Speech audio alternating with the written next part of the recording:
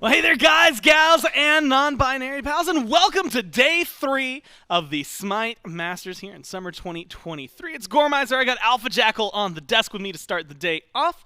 And, of course, we've got a very exciting day ahead of us, at least one that I'm personally really excited for. SBL teams are finally getting into the mix. We'll find out where and who exactly the SCC teams are going forward to the main bracket, as well as which teams they'll be playing against. And, of course, exciting things that lead into tomorrow, where we finally get to see the Ravens, the Warriors, just a lot of excitement, and I mean, all on a new patch, and a lot of fun. A friendly reminder, though, it is all still best of threes, and also for anyone, depending on how you've been looking at it, as the schedule that you will be watching today. I know there were some people who were like saying, "Oh, did I miss the first set?" No, this is like a little bit of a shimmy shake. The SBL teams are now 1 and 3 instead of 2 and 4, and the SCC matches are 2 and 4 instead of 1 and 3. It's going to be super simple. In fact, we can just look at the bracket so you can see exactly what matches we're watching today, where this goes, where they're going to end up. So, set number 2 is going to be Wargs and Valkyries. Winner of that will then move to set 4. They're going to play Hex Mambo. Again, all best of threes. Those teams, that last set, right, Mambo versus Wargs or Valkyries, will determine whether or not they go up against the Hounds or the Gladiators in the next bracket, the one that we're actually going to be watching first and foremost here, which is going to start off set number 1 with the Kings taking on the Dragons, one that I'm personally excited to see because I'm curious about what kind of Kings, what kind of Dragons we're going to be getting. And then set 3, Leviathans, Ferrymen. Again, all best of threes for now. Next week, next Saturday, is when they start the best of 5s. But today and tomorrow, we're still in best of 3 territory. Gladiators and Hounds, again, awaiting for whether it is the prelim winner or prelim second place from set 4 today. It's a lot of Smite to watch. Guarantee if you watch along and you're just hanging out throughout the day, you'll probably know where we're at and know what's going on. We'll update the bracket as we move through. But I think the important thing to note right now, and the thing that my mind is on, Alpha Jackal, is the fact that we are switching over in terms of tier of play, right? You know, we've seen the best of the best in the SCC. Europe has been putting on a hell of a show for us over there.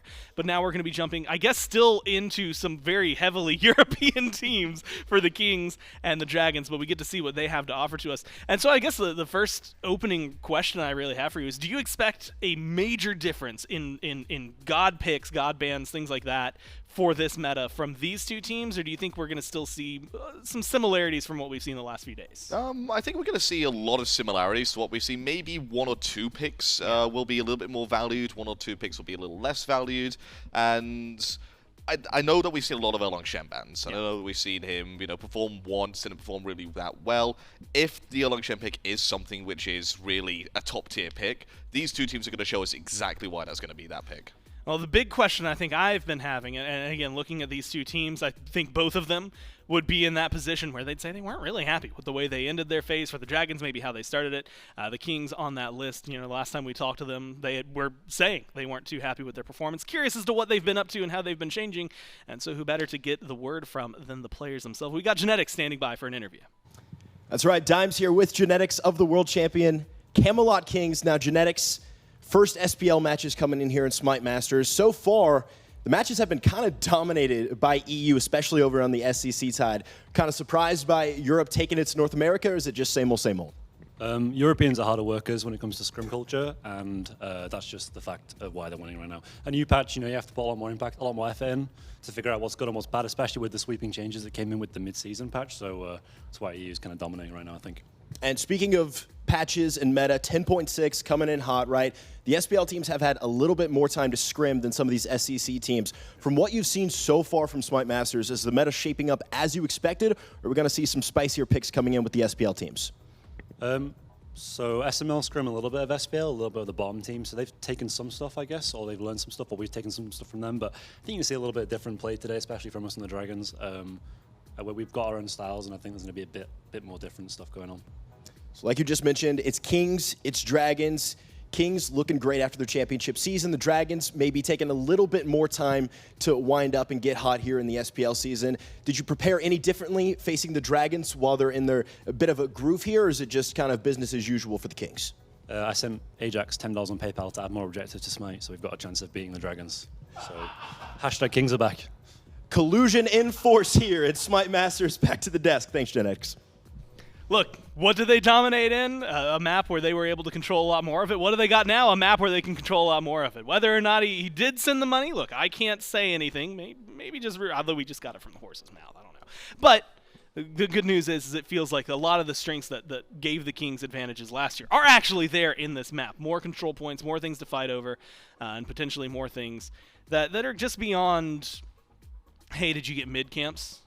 Hey, cool. Okay, let's clear that way. Like, very standard, like... Hey, there's a red buff. Do you want to go invade it? Yeah, there's actually stuff to do now. Yeah. We can actually group up at 12 minutes and show that we are a good team fight team early game, mid game, and late game, rather than having to wait purely for that 18-minute mark. So it definitely favors the Kings going into this new patch. But, you have to look at the Jade Dragons as well and think that they are very hard scrim workers. They will grind these metas out to a point where they will be one of the first to discover new things. Yeah. So if anybody's going to put a test to them in this objective-based meta, I think the Dragons have a good shot at it. It's exactly what Genetics said, right? Where he said that EU is better at scrims. Maybe that's a comment on the players that are showing up on time versus not showing up on time. I know that's been all over Twitter. But right now, as you just kind of said, how hard they grind and where they're at is a big deal. Kings, I'm expecting a lot of good team play from. The Dragons on the other side have been in an interesting spot, is the way I'll describe it.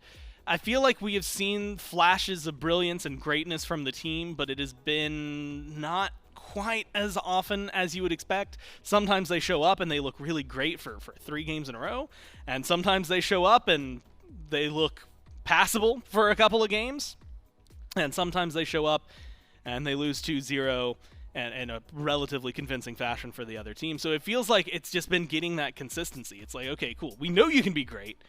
Where do you see their greatness coming from? Like, where is it teamwork, or is there a certain player that really shines out? Well, it's going to be difficult when you have 2 very contrasting playstyles that sort of come together. I mean, you have 3 members from the former Oni Warriors. Yeah. You have PBM coming in from the Jade Dragons from last season, and then you also have LASBRA coming in on top of that for the jungle. It's you have almost 3 very different ways to play SMITE, trying to mesh together as one entity. It's going to take time for them to figure out exactly how they best want to play the game.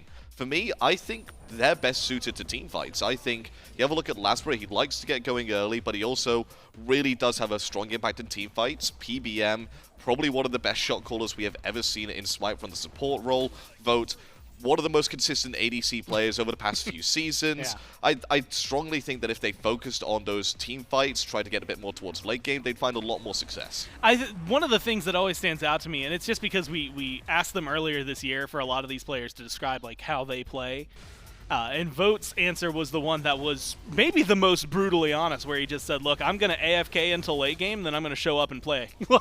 And you know what? If that's what you're going to do, then you're doing your job well. And I think that's what we've gotten to see. You know, Dardez had said he likes to be a playmaker. I believe it was in a Dardez interview as well that he had said that Mike was like the most aggressive support player they had played with in years. So getting used to that pace, much like you had said, was just taking a little bit of time to try and get there.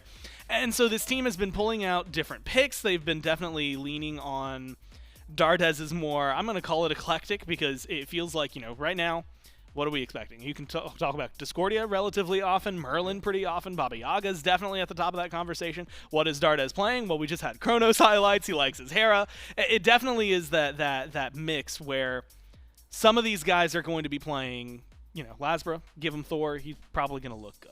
Give him Pele, though, he's still going to look good. And is anybody else playing Pele right now? No.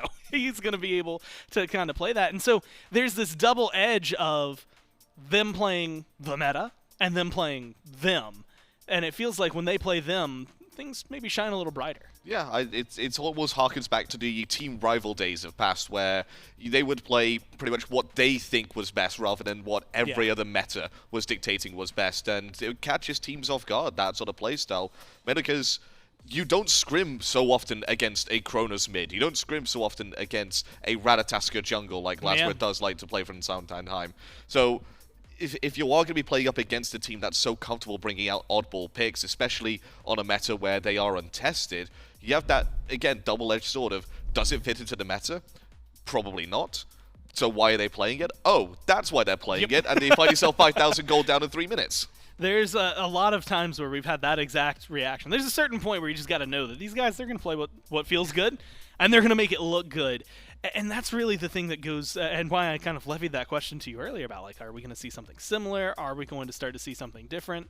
And you had said probably similar, but also now we can expect something that's going to be their own flavor. I think 1 or 2 picks. Genetics had said as well, mostly the same, but also going to get spicier. So we'll find out what the spice is. Game number 1 between the Dragons and the Kings. And it is going to be first pick here for the Jade Dragon, Camelot Kings, on the second pick side. And that was something that was really interesting. It feels weird to bring them up, you know, whenever we see it. For a long time, depending on where you drop the pin, it felt like the Chaos team, at least last year, a lot of time, like, the Chaos team was winning. And it was very close. I think at the end of the year it was like 51-49, so it was about as close as you could get without it being 50-50. You go to years before that, and it's like, oh, 53-47, things like that. Very, very balanced. This year, it's been airing a little bit more towards the first pick team over the last few months, at least in the SPL. Maybe that makes a big difference here. Maybe it doesn't. Hachi's been like the most first pick god. But as we look at the bans right now, Dragons get rid of Yamoja, Guan Yu, and the Olarun. Kings, Marty, AMC, kind of taking notes, I think, specifically of what Dardez likes to play in mid. I was about to say, that's Dardez bans through and through right there. Yeah. And I guess the question I have for you is, you know, we've seen Baba Yaga, Hachi, and Terra. Those are the 3 that, through the last few days, have had the 100% pick ban. I have to imagine they still show up in this game. Yeah, if something is going to be that prevalent down at the SCC, even if it's maybe not been played in the SPL too much, they're going to think, oh, why are they playing this so often? Yeah. Let's give it a try. Let's see what all the fuss is about, and they'll then become up with their own opinions on it. But Raven, as a first pick here for the Jade Dragons, it's a very early Raven considering what we have seen so far this weekend, but once again, going up and stepping up to this SPL meta, players a bit more quick on the draw with their abilities, players a bit more focused on that individual 1 versus 1. I think this probably will stand out as the pick of the weekend. It's something that we've seen a couple of times, and again, it was one of those, I think the exact words I used for it were, I'm not quite sold on it yet, right? It's looked fine, which is what Raven typically does. He shows up and looks okay. I think the same thing could be said if he gets locked in here at the Erlang Shen. Something that has been banned, I believe now, or 10 games. This is the first game, or the second game he's been played. First one he lost.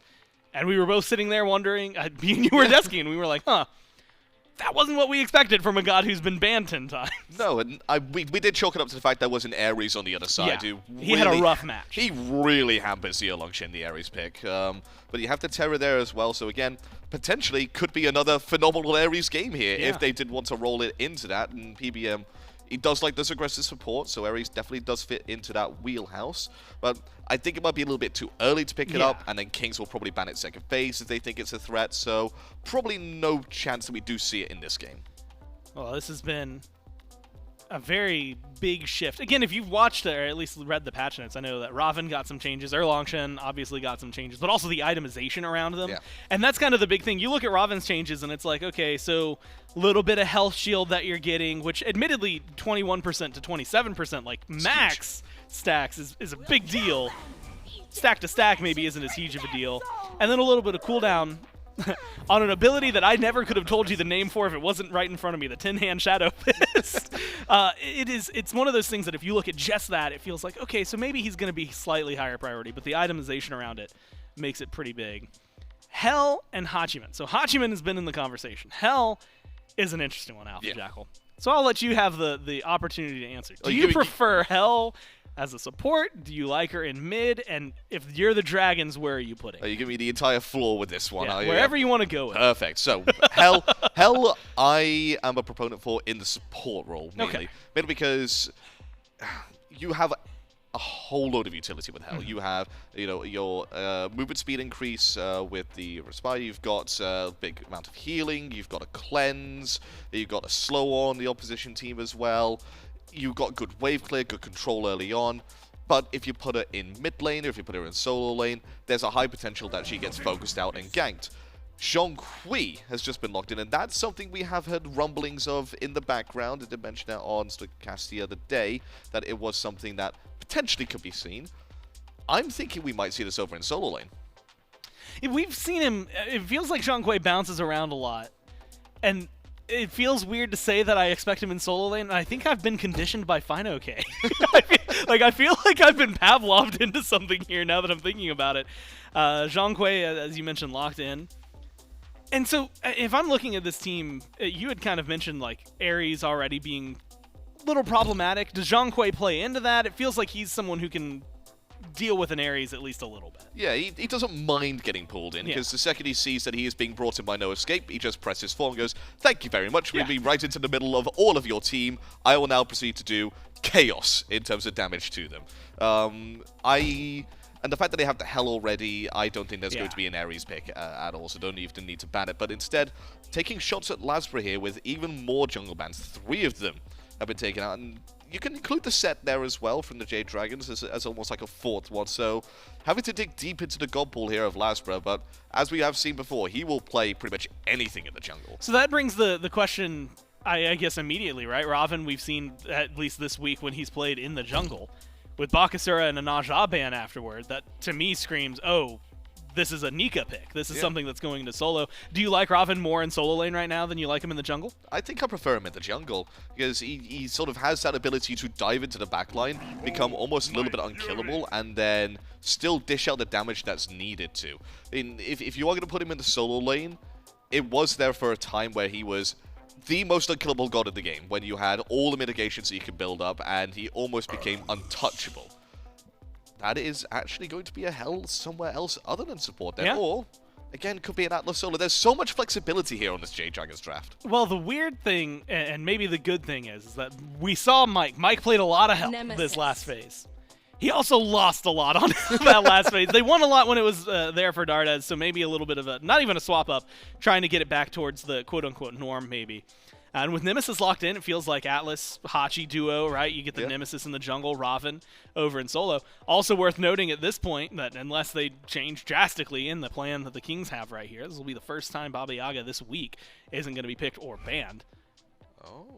But when I see, I was going to say Hercules, now with the Sobek locked in, we've seen both of these go solo in the past. If you're in a matchup against a Ravana, do you like Terra solo or Sobek solo more? That is not a question I thought I was going to ask today. It's a question I didn't think I was going to get asked today at all, but hey, here we are. We're in the right timeline for it. I mean, there's no way it's Terra, right? Like genetics Terra just feels like it goes two hand in hand. Yeah, it does. And Variety throughout the years has been a proponent of Sobek solo. It's been one of the players to really bring it back into meta every single time it has crept back in. So I do see the Sobek going solo. I see the Terra going support. This composition for the Camelot Kings screams, kill us if you can. right now. Yeah. It's so tanky. Then you have lowly little old Anhur. Jarcorr's going to have to be surrounded by these big bodies of the Camelot Kings just to try and survive, because he is going to be focused here by the Jade Dragons. He is the president. Yes. And he's got a secret service around him that is nothing but just big tanky boys. It just feels like it's going to be really solid for him. It is Sobek solo, and so Terra going into the support. Everything else falls pretty much where you would want it. Anhur, and so this does create a different, I guess, slight conversation in it. Which Anhur Sobek, if you go really back in SMITE history, was like, okay, yeah, you're looking to kill people and you're looking to run it down in the duo lane.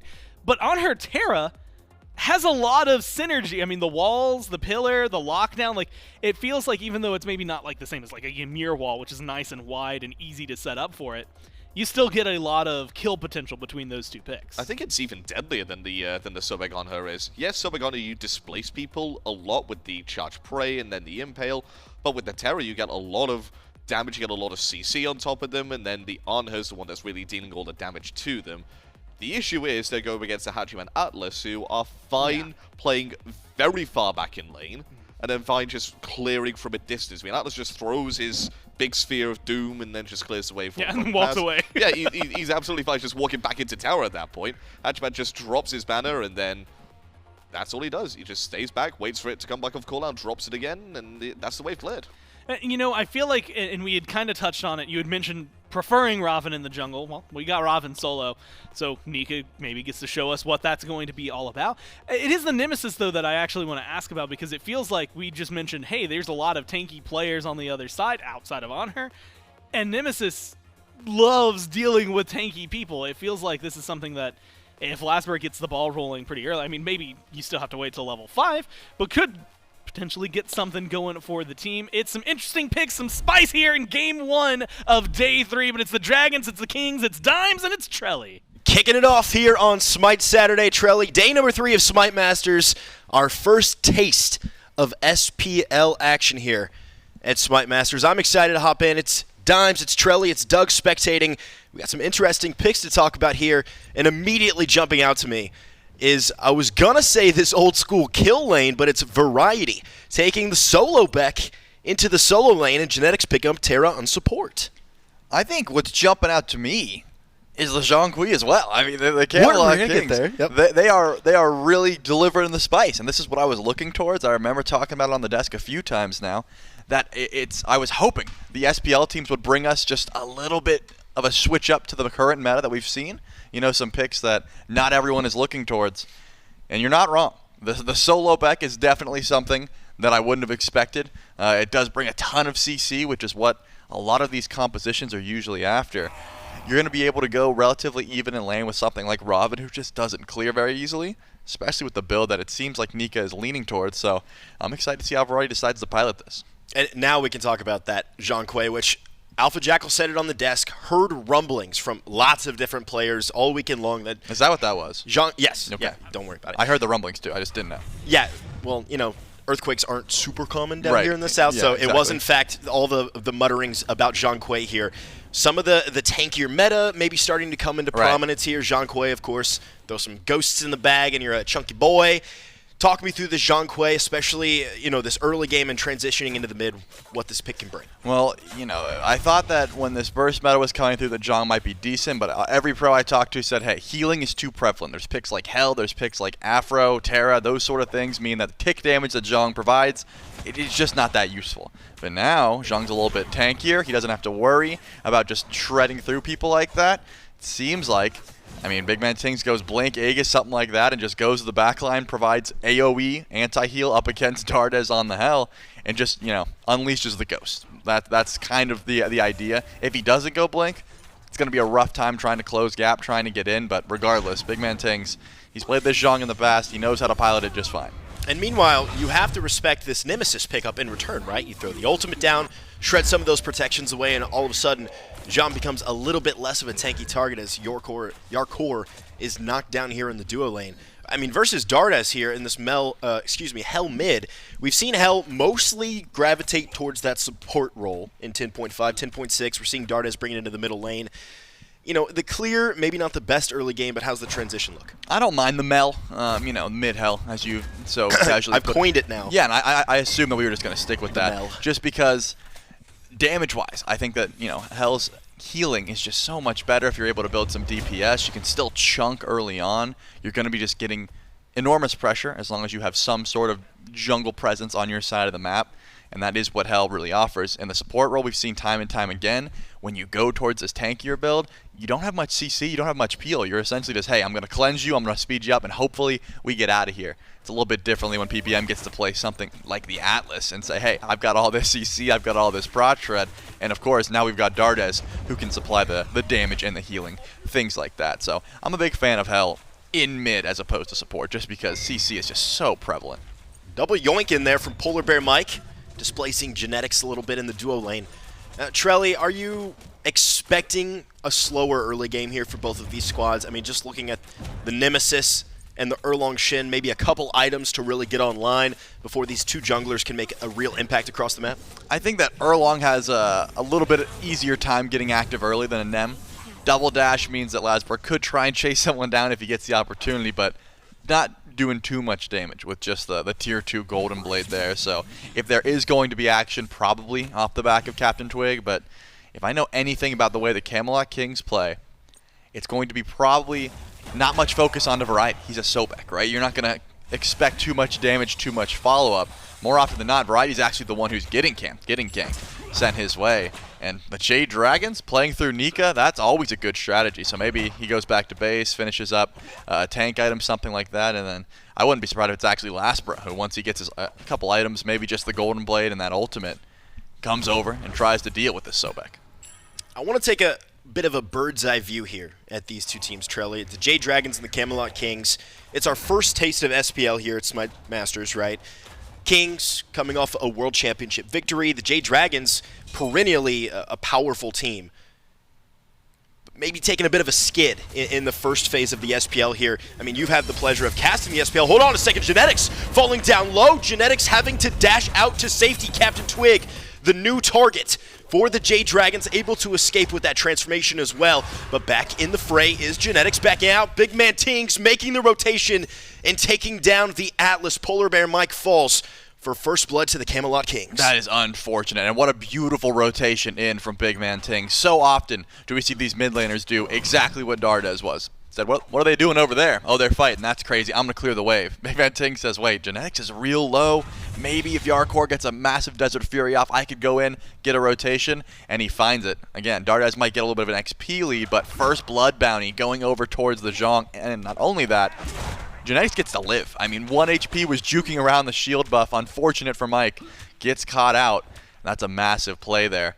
You don't really get those mid lane rotations too often because of how far behind you can get, but getting that first blood bounty all but makes up for it. And we've already seen how effective the Nemesis ultimate can be on tankier targets. Dropped on Genetics, chunked down to low HP. Can only imagine how effective it's going to be on a mage target like BigManTingz. Yep, Zhong is going to be building into lifesteal probably to try and combat that. Bancroft's Talon, first item for the Zhong, an item we haven't seen in quite some time. A little bit of a scrap over the cooldown buff, but Variety's not looking too weak, or looking too strong here, I should say. Again, ganks with a solo back, they just don't really go hand in hand. You're not providing that much DPS. The Conduit Gem, that is deceptive damage. That is towards the wave so he can clear, because without it, you're just going to be tickling the wave, essentially. So CaptainTwig comes over to the right side of the map for farm and farm alone.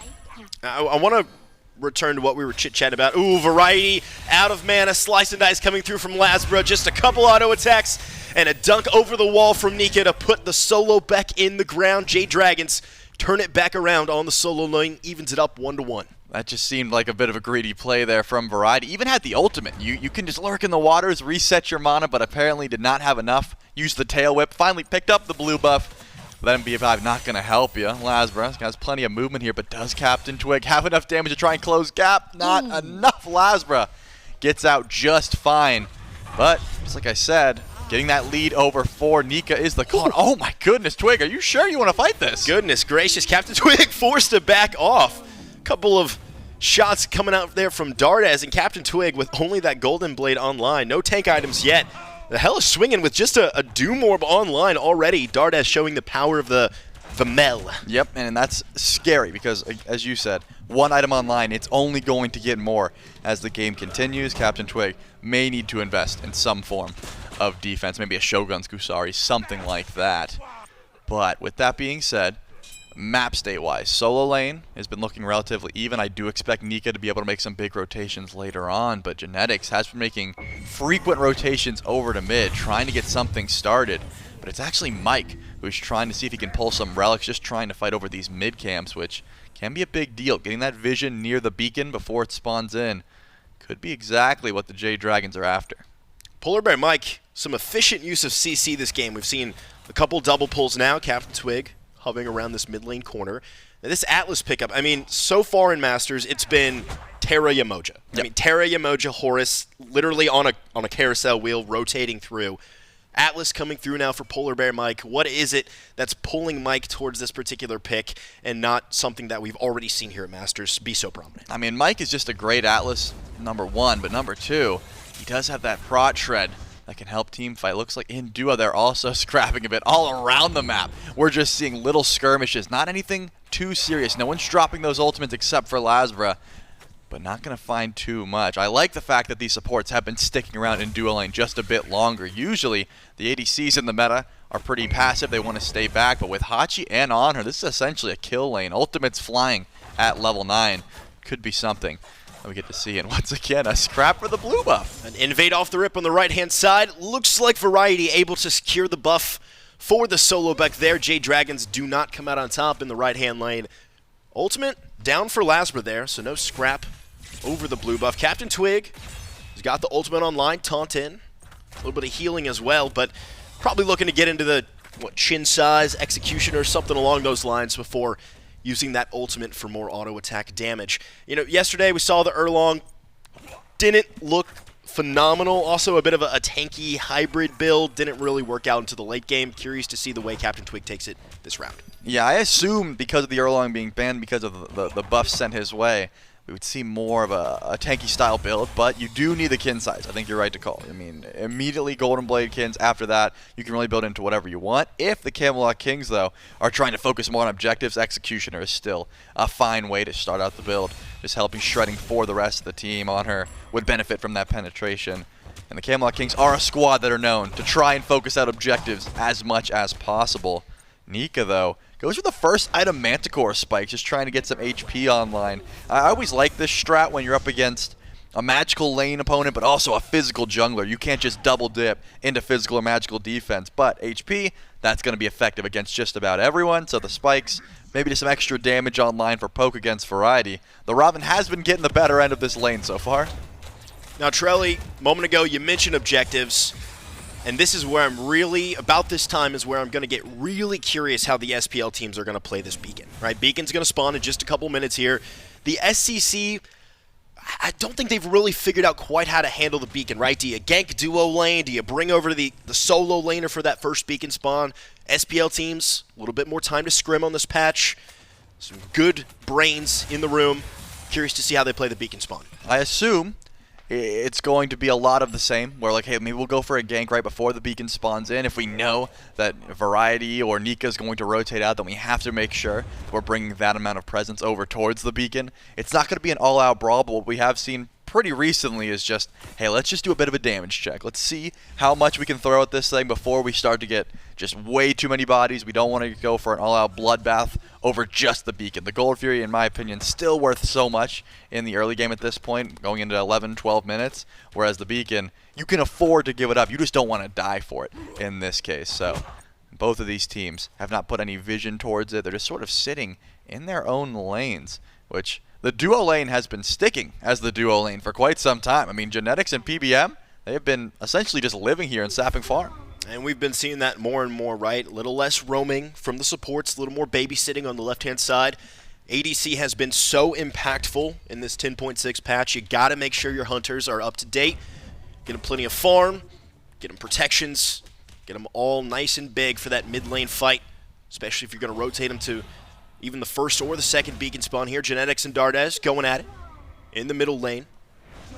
Items online now for both junglers. Got a Brawler's Beat Stack running for the Nemesis here, so damage will be affluent in the next team fight. I mean, Barrage is going to be necessary, and for one reason and one reason only. Not true. Multiple reasons. But in this case, I'm looking at Ting's build, right? There is so much lifesteal already. I assume a Typhon's Fang is soon to come. Of course, Terra and Erlang Shen are both going to provide that healing as well. But it might just be impossible for LASBRA to try and trade with BigManTingz if there's a wait around unless he's got that anti-heal, right? You can just full clear the wave and make sure you're back to full HP with a build like that. So anti-heal is certainly something the Jade Dragons are going to be after. But so far, on the opposite side, remember, there's a hell. Dardez is here and is able to heal up his squad, but there's no anti-heal built in for the Camelot Kings just yet. And Dardez immediately going into a tanky item, getting some magical prots online. Maybe looking for a dive. Beacon online now, getting contested by 4 members, 5 now, of the Camelot Kings, who have rotated the entirety of the squad over to this Beacon spawn. Vote and LASBRA join the fray as well, and it is a full-on 5v5 here at 12 minutes, Trelly. This is our answer about how the SPL teams are going to contest this new objective. Variety, perhaps looking for a pluck here. Knockback plucks away to safety. Genetics throwing up the walls. Is just on the very edge of this beacon, not allowing the Jade Dragons to cap it for free. Dardez healing up the squad here. Close. Variety, it's just going to be a pluck in, pluck away from Variety. PolarBearMike not willing to give this one up. And it's that moment where the order finally captures the Stygian Beacon. Got 3 members on it versus the one from the Camelot Kings, and it goes the way of the Dragos. I mean, Genetics plays that perfectly because he's got the monolith to put down. He knows that there's nothing Mike can do unless he gets a perfect grab on him, so he just keeps playing in the corner, slowing down as much as possible. Unfortunately, the way the Beacon works is very simple. The more bodies you have, the more you're able to cap it. If the bodies are equal, the timer doesn't move. And Genetics being the only one there means there's nothing he can do. He can slow it down, but he's not going to stop that Beacon from going forward, and the Jade Dragons claim the first one. They will get the buffs for the next couple of minutes. But I was going to say, you really expected it. The 5-man grouping from both squads here towards the Beacon. These buffs are very impactful, and it looks like both squads made sure that not only Variety and Nika were over there, but the ADCs too. You know, the value of that buff, you know, movement speed, one of the more valuable stats in the game, especially once, you know, Boots got out of here and movement speed a little less prominent. It's very few ways to get it now. Even 3% of movement speed can really make an impact on a team fight, chase down. So I think SPL teams, theory crafting, rotating 5 over to the Beacon spawn. Jade Dragons grab the first one for themselves there. It's PolarBearMike able to get out of dodge. Grab this purple buff with Vote once again. Supports on this left-hand side, choosing not to roam, not to split. You know, no more rotations over to solo for the Guardians. I have been casting these games for a while now, Dimes, and usually when a situation like this occurs, someone tries to sneak Pyromancer, and when that happens, you have 2 options. 1, you go for the Gold Fury, or 2, you just give it up. It looks like the Jade Dragons attempted it. They saw there was a ward there. BigManTingz was nearby, and they decide not to go on for the full pull. But look at the Camelot Kings. You can see the readings. Genetics, Twig, and Jarcorrr all were on the Gold Fury immediately. If they said, hey, if you commit to that Pyro, we are going to commit to this Gold Fury. And the Jade Dragons are getting antsy. They have a small lead. They would like to force a fight, or at the very least, look towards these objectives. And they've already shown the ability to do so. Kerstong picked up from Mike. This could be a big deal, just trying to deal with that healing from Genetics, Tings, and CaptainTwig. Well, you heard Genetics in the pregame interview. We know from watching the Kings how much this squad absolutely loves to play objectives, loves to macro farm, loves to grab an advantage on the map and then transition that into the mid and late game. Some more objectives on the field of play here for the Camelot Kings to focus out. Jade Dragons kicking off this Pyromancer. Variety making the rotation from the solo lane, followed right behind by the Ravana. CaptainTwig and BigManTingz hovering around this mid lane corner here. PBM finally leaving the relative safety of the duo lane, joining the fray around this Pyromancer.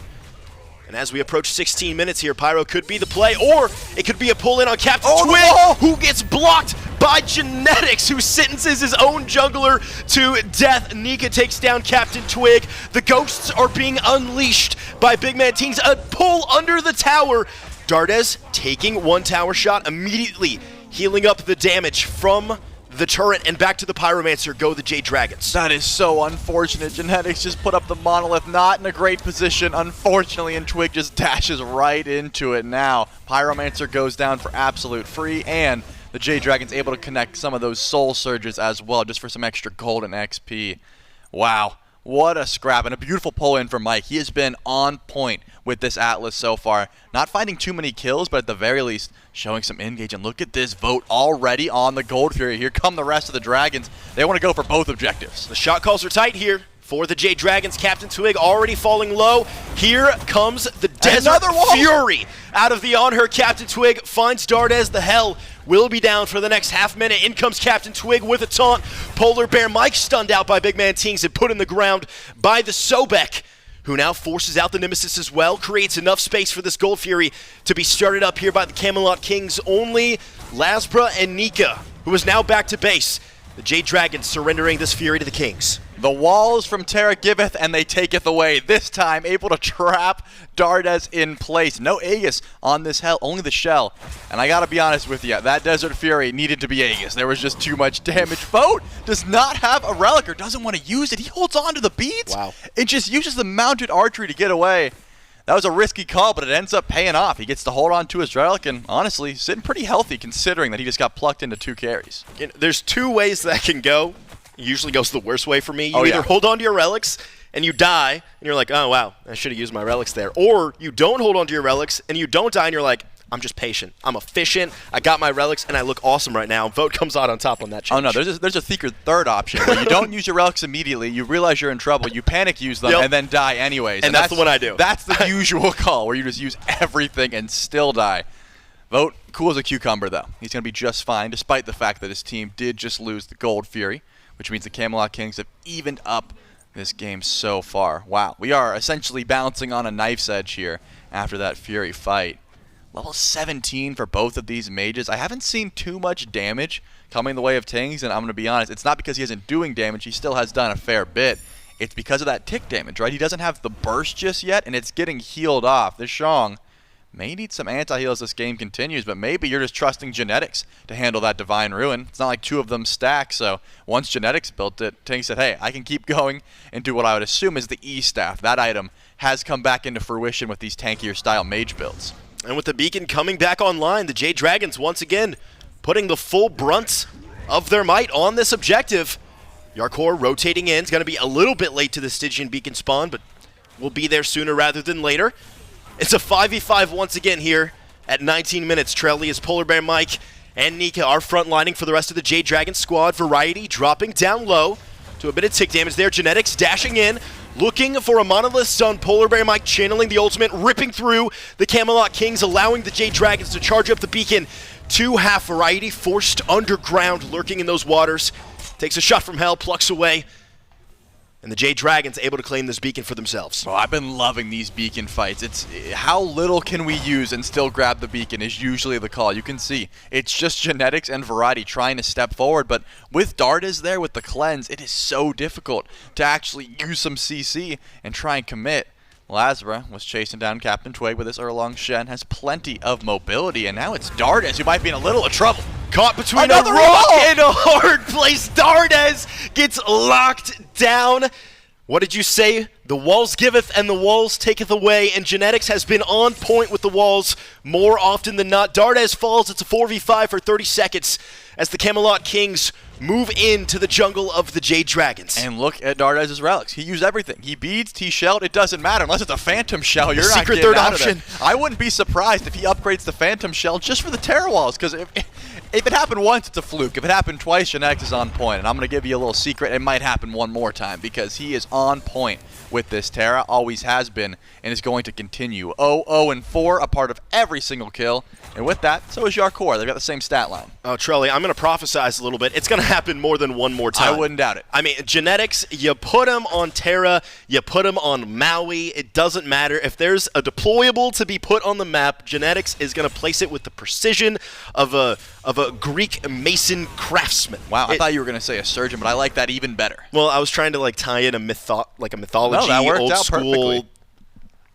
No, I like kind of just like pull, like rug, you know. I would say you're right, but then there was that time when he walled off Twig. You're right. I did forget about the time when he literally killed his own jungler. Yeah. So either way, Jade Dragons. They take it away. That's what we always say. Jade Dragons down just a couple thousand gold here in game 1 of this best of 3 kicking off SMITE Saturday here at SMITE Summer Masters, and the Jade Dragons ending their split on not the highest of notes. I want to say looking great here in 10.6, Trelly. They are so far. Going for the Pyro. Genetics uses his best steal option already.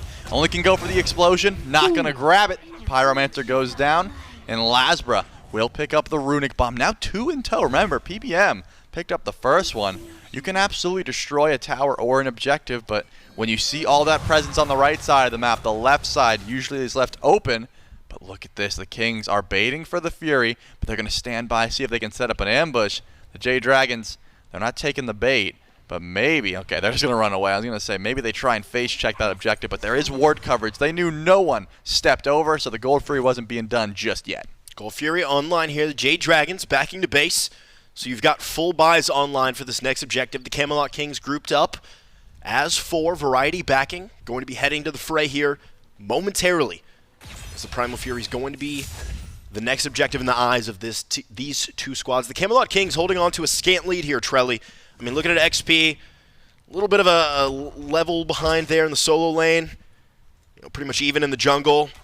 A decent lead here. BigManTingz grabbing a 2-level advantage on the mid laner, and Duo's looking a little bit better for the Camelot Kings as well. I gotta say, I really do like what Nika's done here so far with this Ravana build. Remember, when Ravana was running the meta, it might have been last time you were here for last Summer Masters. It was that mitigation style build, not as prevalent, but a lot of damage, a lot of tank stats, and Nika finally makes the rotation, and Primal Fury's burning fast. And LASBRA looping behind, playing the jungle role. Nika goes in aggressively into 4 members of the Camelot Kings. Variety trying to play Spacemaker in the backline, but falls low to the shred of the Jade Dragons. Vote grabs the first one onto Variety. Vote falls down to the might of CaptainTwig in the backline, and it is a full-out brawl here around the Gold Fury. Trelly, LASBRA takes down CaptainTwig. The Ghosts running through. PolarBearMike, Jarcorrr sends a spear the way of the Atlas. It's going to be a 2v2 for the next 30 seconds or so. Primal Fury started up here by the Camelot Kings. Genetics with just a couple hundred HP to his name, but no Jade Dragons to contest this Primal Fury. I'm surprised. With the healing from Dardez, it seemed like the Jade Dragons might have been able to go in for that, but they decide the more worth option and the less risky play is to grab the tier 1 and take all of the jungle from the Camelot Kings over on the right side of the map. But that engage looked a bit sketchy. Nika ults into the backline, wasn't taking damage. I mean, the Jade Dragons seemed to be winning, but once CaptainTwig was able to get to vote in the backline, and of course, once BigManTingz unloaded the Ghosts, that's when it was time to run. This Zhong, without even upgrading that starter item yet, has been a threat in the team fight. Once you group up 5v5, you just give so much more value to this mid lane pick. But the Jade Dragons, we're still able to get some farm there. We're taking down that tower, so the gold lead is not out of the woods just yet. Still relatively even, and if we're looking at confirmation for, I don't know, a fire giant, the 2 runic bombs that the Jade Dragons have mounted so far is definitely going to be where I'm looking towards. And you speak about confirmation, Trelly. Neither one of these squads have like that long range, like Thoth ultimate or a Giannis or anything like that. Dardez and BigManTingz probably the 2 best options, and both of them have to kind of get close to a fire giant to confirm it, which could put the mid laner in a precarious position. Nika plugged back in. He didn't even break the shield. Yark sending some shots the way of Nika. Doesn't matter though. 27%, Trelly. I'm telling you, that's so much shield. I want to see if Nika, once he finally gets full build, how often he actually drops below 50% HP, unless it's just like a 1v5. LASBRA's pretty close though. I was gonna say Twig doesn't have the blink up just yet. It finally gets up off cooldown. But LASBRA's going to live to see another day. He didn't have beat, so that would have been great lockdown if that 9 turds blessing did connect. But the beacon is spawning in. The last 2 have went the way of the Jade Dragons. The Camelot Kings are stepping up. They're posturing a little bit far forward. They want to play zone duty and make sure no dragons can walk forward. And no matter who this beacon goes to, Trelly, the Titans going to be unleashed, marching down the lane as radiation is infecting the Camelot Kings, ripping through the entirety of the team. Terra's blessing applied to the Kings. LASBRA takes down BigManTingz, who turns it right back around onto the Nemesis. The Jade Dragons retreat as a 4-man unit to take down this final Stygian beacon, claiming all 3 for themselves and unleashing the might of the Titans. I don't want to go too hard on Tings there, but there was just one small misplay. He used his Aegis before the ultimate. He had to pop the ult so late in that fight, he was a little bit worried about the burst. But if he uses the ult and then the Aegis, all those characters that were just surrounding around him, LASBRA might have died a little bit earlier, and he might live to see another day. At the very least, you get the trade, you use both relics, and you get the shutdown onto this 3-0 Zhong. but you get 3 beacons on the side of the Jade Dragons as well. They got to be happy with how that trade went. LASBRA, of course, was 2-0, but was not worth as much as Zhong was to the Camelot Kings. BigManTingz finally falling down, and no relics for the next 2 minutes. I think I see a pretty easy target for the next fight. And it is dead even here at 26 minutes, Trelly. 65K to 65K. We're ticking over to level 20 for both of these squads. Titans will be stomping their way down the right lane.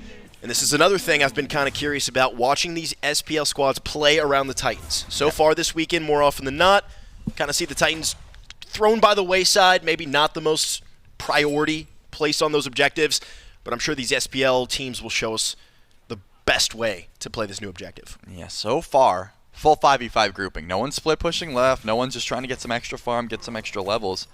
They are making sure, at the very least, they are here to shut down the Titans. I don't imagine that a full-on fight would break out unless they recognize how little relics Tingz has. Remember, a full minute before he has any form of safety. He has to rely on genetics and variety to peel, as it's just LASBRA who's lurking in the jungle trying to find a wraparound play. Well, neither one of these squads have been particularly hesitant to avoid a fight here. Variety yanked in, CaptainTwig hovering around the left-hand side. Same thing goes for the opponent jungler in LASBRA.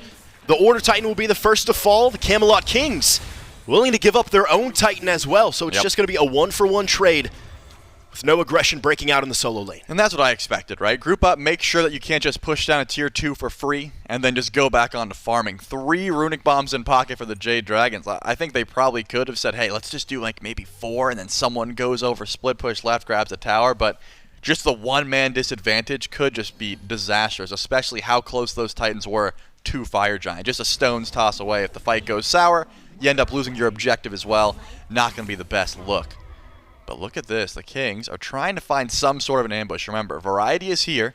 He's relatively tanky. He doesn't have Blink, though. If he wants to find a pluck, he's going to have to commit just about everything to get himself in or out of position. And if Dardez cleanses it, we may see him just get turned and burned. This Croc has not been that tanky so far. 2 deaths already. Is trying to build into a little bit more tank stats, but CaptainTwig, nowhere to be seen. Hasn't shown up on the wave just yet, but he's on the left side of the map. If the Jade Dragons knew that, they might play a little bit more aggressive. Jade Dragons moving into the Fire Giant pit here, forcing out the Camelot Kings for the moment, grabbing a bit of vision control for themselves. Speaking of CaptainTwig, are you liking this build path more than the one we saw yesterday with the Frostbound Hammer? Oh yeah, I'm a big fan of just Exekins and then tank stats. You're not going to be shredding 1v1ing anyone late game usually, but at the very least you can CC down these tankier targets that can't get away. You have so much lockdown, and Twig can rely on his team to sort of make up for that DPS. Notably, Dardez said, hey, fool me once, shame on you. Fool me twice, can't put the blame on you. Phantom Shell picked up for the hell. He is not going to be locked in by genetics a 3rd time, at the very least, unless he has that Phantom Shell available. and genetics might just try and force it out. That is sort of the player he will be. He's not going to say, hey, you got it, so I'm not going to go for you anymore. He said, I'm going to go for you twice now, and just make sure that relic is down. Dardez still does have to watch that positioning if he gets locked in anytime soon.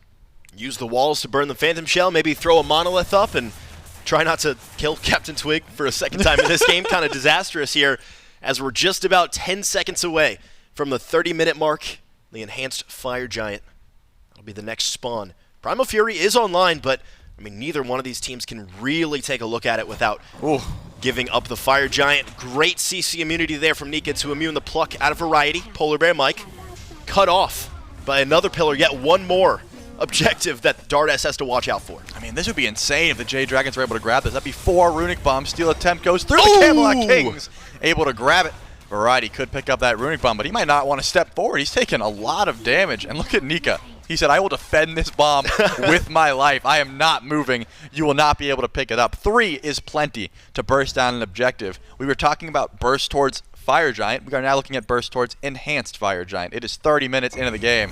Genetics walks up, grabs the runic bomb, and gets on out of there. So now there's at least some form of a toss-up towards confirming this objective. It's never black and white. There is always an opportunity for a steal depending on when you go in for your burst and things like that, but trying to even the playing field, definitely a smart call here for the Camelot Kings.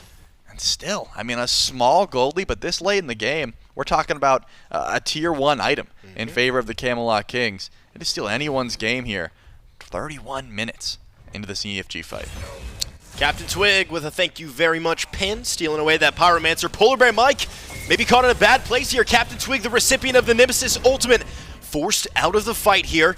PolarBearMike dropping the ultimate for a little bit of zone control as well. Variety is going to pluck away from the damage of the Jade Dragons, who's back there. able to heal up just obnoxiously. Oh, yeah. With hell on this Dardez now. I mean, 5 full items online. Got plenty of power to the name.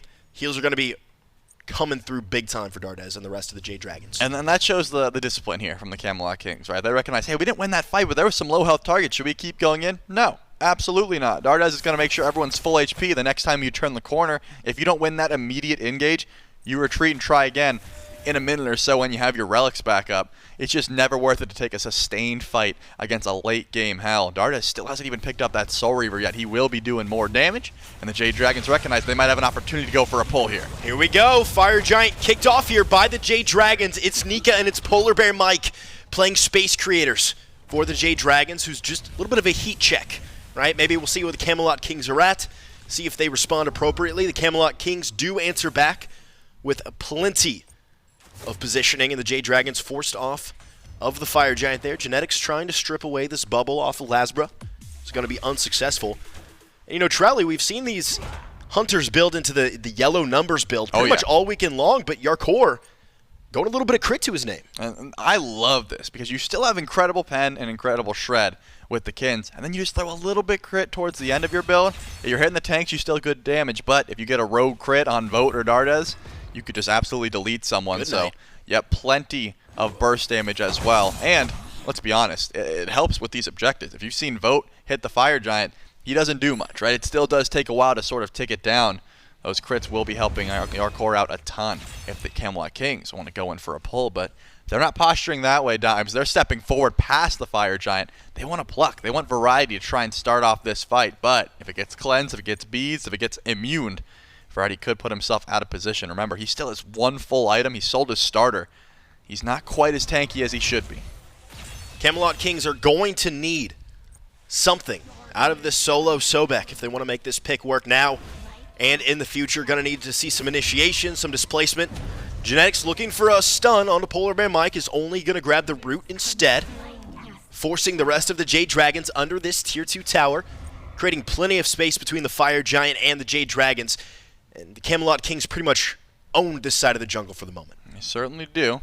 They're stepping forward as per usual, but not to see much. It's actually Mike who's leading the charge. Both of these supports, Genetics and PolarBearMike, are just trying to start off something. Pull a relic, see if they can find a stun. Already, Pyromancer is about to start up, and we have seen not much action since the last one. Very passive play so far in game number 1. There's a lot on the line. I think game number 1, the momentum definitely weighing in here. The Camelot Kings would love to take a win and turn it into 2, and the Jade Dragons are feeling the same exact way. One misplay could be the end of this game. When you're 35 minutes in, that's exactly what you're looking for. Camelot Kings want to make this happen. BigManTingz going to be the recipient of a Nemesis ultimate. The Poltergeists are raining down on the Jade Dragons. CaptainTwig takes out the support for the Dragons. LASBRA, the other jungler, turns it right back around on the Zhong. Vote finds another for the Hachiman. And it is going to be a 1-2 trade. The Camelot Kings on the back foot after originally kicking things off here. Trelly, the Jade Dragons head into the Fire Giant pit with 4. It is Genetics, it is Jarcorrr, it is Variety at half HP, healing up, hoping to get back into this Fire Giant pit. Half HP, Variety hovering around the pit. The Jade Dragons now engaging on the Sobek, forced to plug away. Fire Giant, quarter HP, no confirmed for the Camelot Kings. And they walk away in defeat as the Dragons confirm the first Fire Giant of this contest. It did look like a decent fight there. I mean, BigManTingz did ult and then get the Aegis off, but LASBRA just shredded through him so easily. It didn't seem like the Zhong was doing enough damage to sort of thwart this Nemesis from getting so close. Only PBM dies in trade, and CaptainTwig, he had to go in to try and save his mid laner. Losing 2 was the opening call. And the Jade Dragons get the first Fire Giant, and it's enhanced, of this game. 35 minutes in. They've got plenty of time to play with. Why not grab one more Pyromancer before you begin your siege? Tier 2 towers, essentially untouched. There's a little bit of damage on mid. Besides that, the world is the Jade Dragons' oyster right now. They can push wherever they would like. I wouldn't be surprised if they went in for a little bit of a split push so far. I don't think anyone is really able to kill Nika at the moment. So send him up mid lane. Send everyone else over to left. Grab a Primal Fury, shield buff. and start looking to knock down these tier 2 towers. And it's actually an elixir of power picked up for LASBRA. He said, who cares about upgraded relics? I don't need Scorching Blink. What I need is more damage. This Nemesis is going to be a threat in the backline. The Jade Dragons up a couple thousand gold here at 36 minutes this game. Going long. Saw a couple of longer games yesterday in the final set of the day. And Trelly, for the Camelot Kings, who have been masters at map control over the past couple of years, kind of surprised. This is a question. I said that kind of like a sentence. Are you surprised that the Camelot Kings are playing so tentatively around these objectives? Do you chalk that up to maybe a bit of 10.6 shakes, or maybe the fact that this is a single elimination bracket for the SPL squads? My guess is that they just didn't value their burst damage. They didn't want to go for a Fire Giant fight, and they ended up just bidding off a little bit more than they could shoot. They don't have a cursed Onk, so the healing from Dardez is still insanely valuable. And because of that, they have to play very passively here underneath their Phoenix. Still plenty of opportunity to try and look for a defense here. 2 tier 2s knocked down, and the Dragons have their eyes on this left side bird. They still have 2 runic bombs in tow. If they don't get destroyed, this Phoenix could get absolutely destroyed if Vote gets 1 auto attack off. Jade Dragons pressuring this left-hand Phoenix here with the Enhanced Fire Giant wrapped around their belts. The Camelot Kings looking for a base defense here to claim, or at least turn around, this game number 1 of the best of 3. Nika and LASBRA splitting up the Camelot Kings in the middle lane. Variety doing a bit of damage to Nika, who has that insane health shield charged up and ready to go. On the Ravana, pluck onto LASBRA. No beads available. CaptainTwig dishing out the damage. LASBRA immediately placed under half HP. No Dardez for the heal up on the jungler, who's going to have to wrap all the way back around to receive any kind of healing from the mid laner. He loses the bubble, he loses the beads. The bubble's back up in 15 seconds, so they're just going to stall the push here for the Jade Dragons. Only 1 minute and 5 seconds left on the power play, and they want to step forward. They still have time if they want to grab this bird, but it's not going to be easy. So far, the pluck from Variety has been a bit of a threat, and especially the poke that Jarcorrr's been able to dish out. Nika moving in. Variety forced out. Space created by the solo laner, but not enough for the Jade Dragons to fully commit. Another round of healing here from Dardez. Going to be very curious to see that healing stat at the end of this one, no matter who wins. Nika charging forward. Vote sending down shots with that Odie bow. Got lightning bouncing between the minions. 20,000, if you were curious, so far. And it's only gonna keep going up. They've got 30 seconds left to try and go in for this bird. It's half HP, but a beautiful pluck in onto Variety, and he gets blocked! Immediately, Vote takes down the Crocodile as the radiation sends Jarcorrr and BigManTingz back to the base. The left-hand Phoenix has been extinguished. Immediately to the middle lane go the Jade Dragons. CaptainTwig is in on the mid lane hell, but immediately retreating are the Jade Dragons, knowing that the hell is part of their win condition. Healing up is PolarBearMike, the only unhealthy member of the Jade Dragons. Why not grab a left-hand bird and a Primal Fury for your troubles? I mean, 2 Phoenixes down, all of that off of PBM. He pulls in Variety. Variety says, no worries, I'll just pluck out and I'll be fine. Unfortunately, there was a rogue minion in the way. He gets stuck, he gets put down, and 2 birds immediately drop after the fact. The Jade Dragons have the time to try and retreat. The Camelot Kings are smart. They're going to step forward. They're going to at least get map control towards Pyro, towards the next Enhanced Fire Giant. Try and get some vision down. They have sound cues. They know Primal Fury is just done. They've got about 15 seconds before anyone should be in their line of sight. Get as much as possible. With 2 birds down, the Kings have 2 options in my mind. 1, you turtle hard. Go back to your base. Don't come out until you see enemies. Number 2, you set up an ambush. Without Variety here, he could teleport in.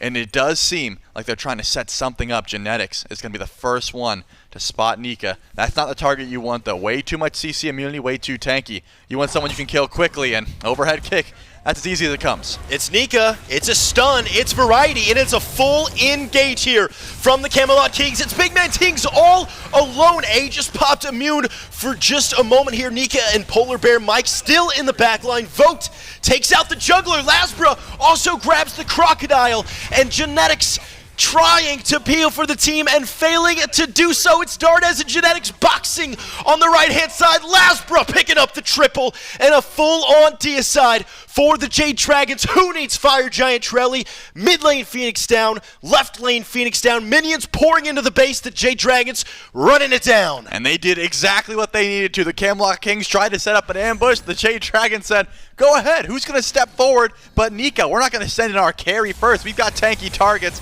And it doesn't matter if you pluck in a Ravana, he's going to be just fine. So much damage.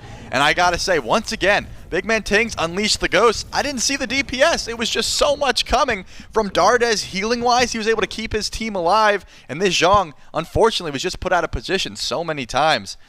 A lot of healing to try and deal with, though. This hell was a big issue. In my mind, looking towards picks and bans, I'm probably looking to either A, pick that for myself, or take it away from Dardez. Well, at 41 minutes, Trelly, the Jade Dragons take out the defending world champions in the Camelot Kings. And I think, for my money, we're going to be in for some long, drawn-out SMITE games today, and some great SMITE, maybe even some 3-game sets. I mean, I wouldn't be surprised. The Camelot Kings have a great mind for the game. That was a download, right? They played that game and they said, okay, we're playing a little bit later, slanted, enhanced fire giant's a big deal. Burst might be something we need to look into our comp, and more specifically, some survivability. Being able to get Tinks in and out. Remember, he was like 3-0 at level 20, doing so much, and then the Zhong was not able to be peeled for anymore.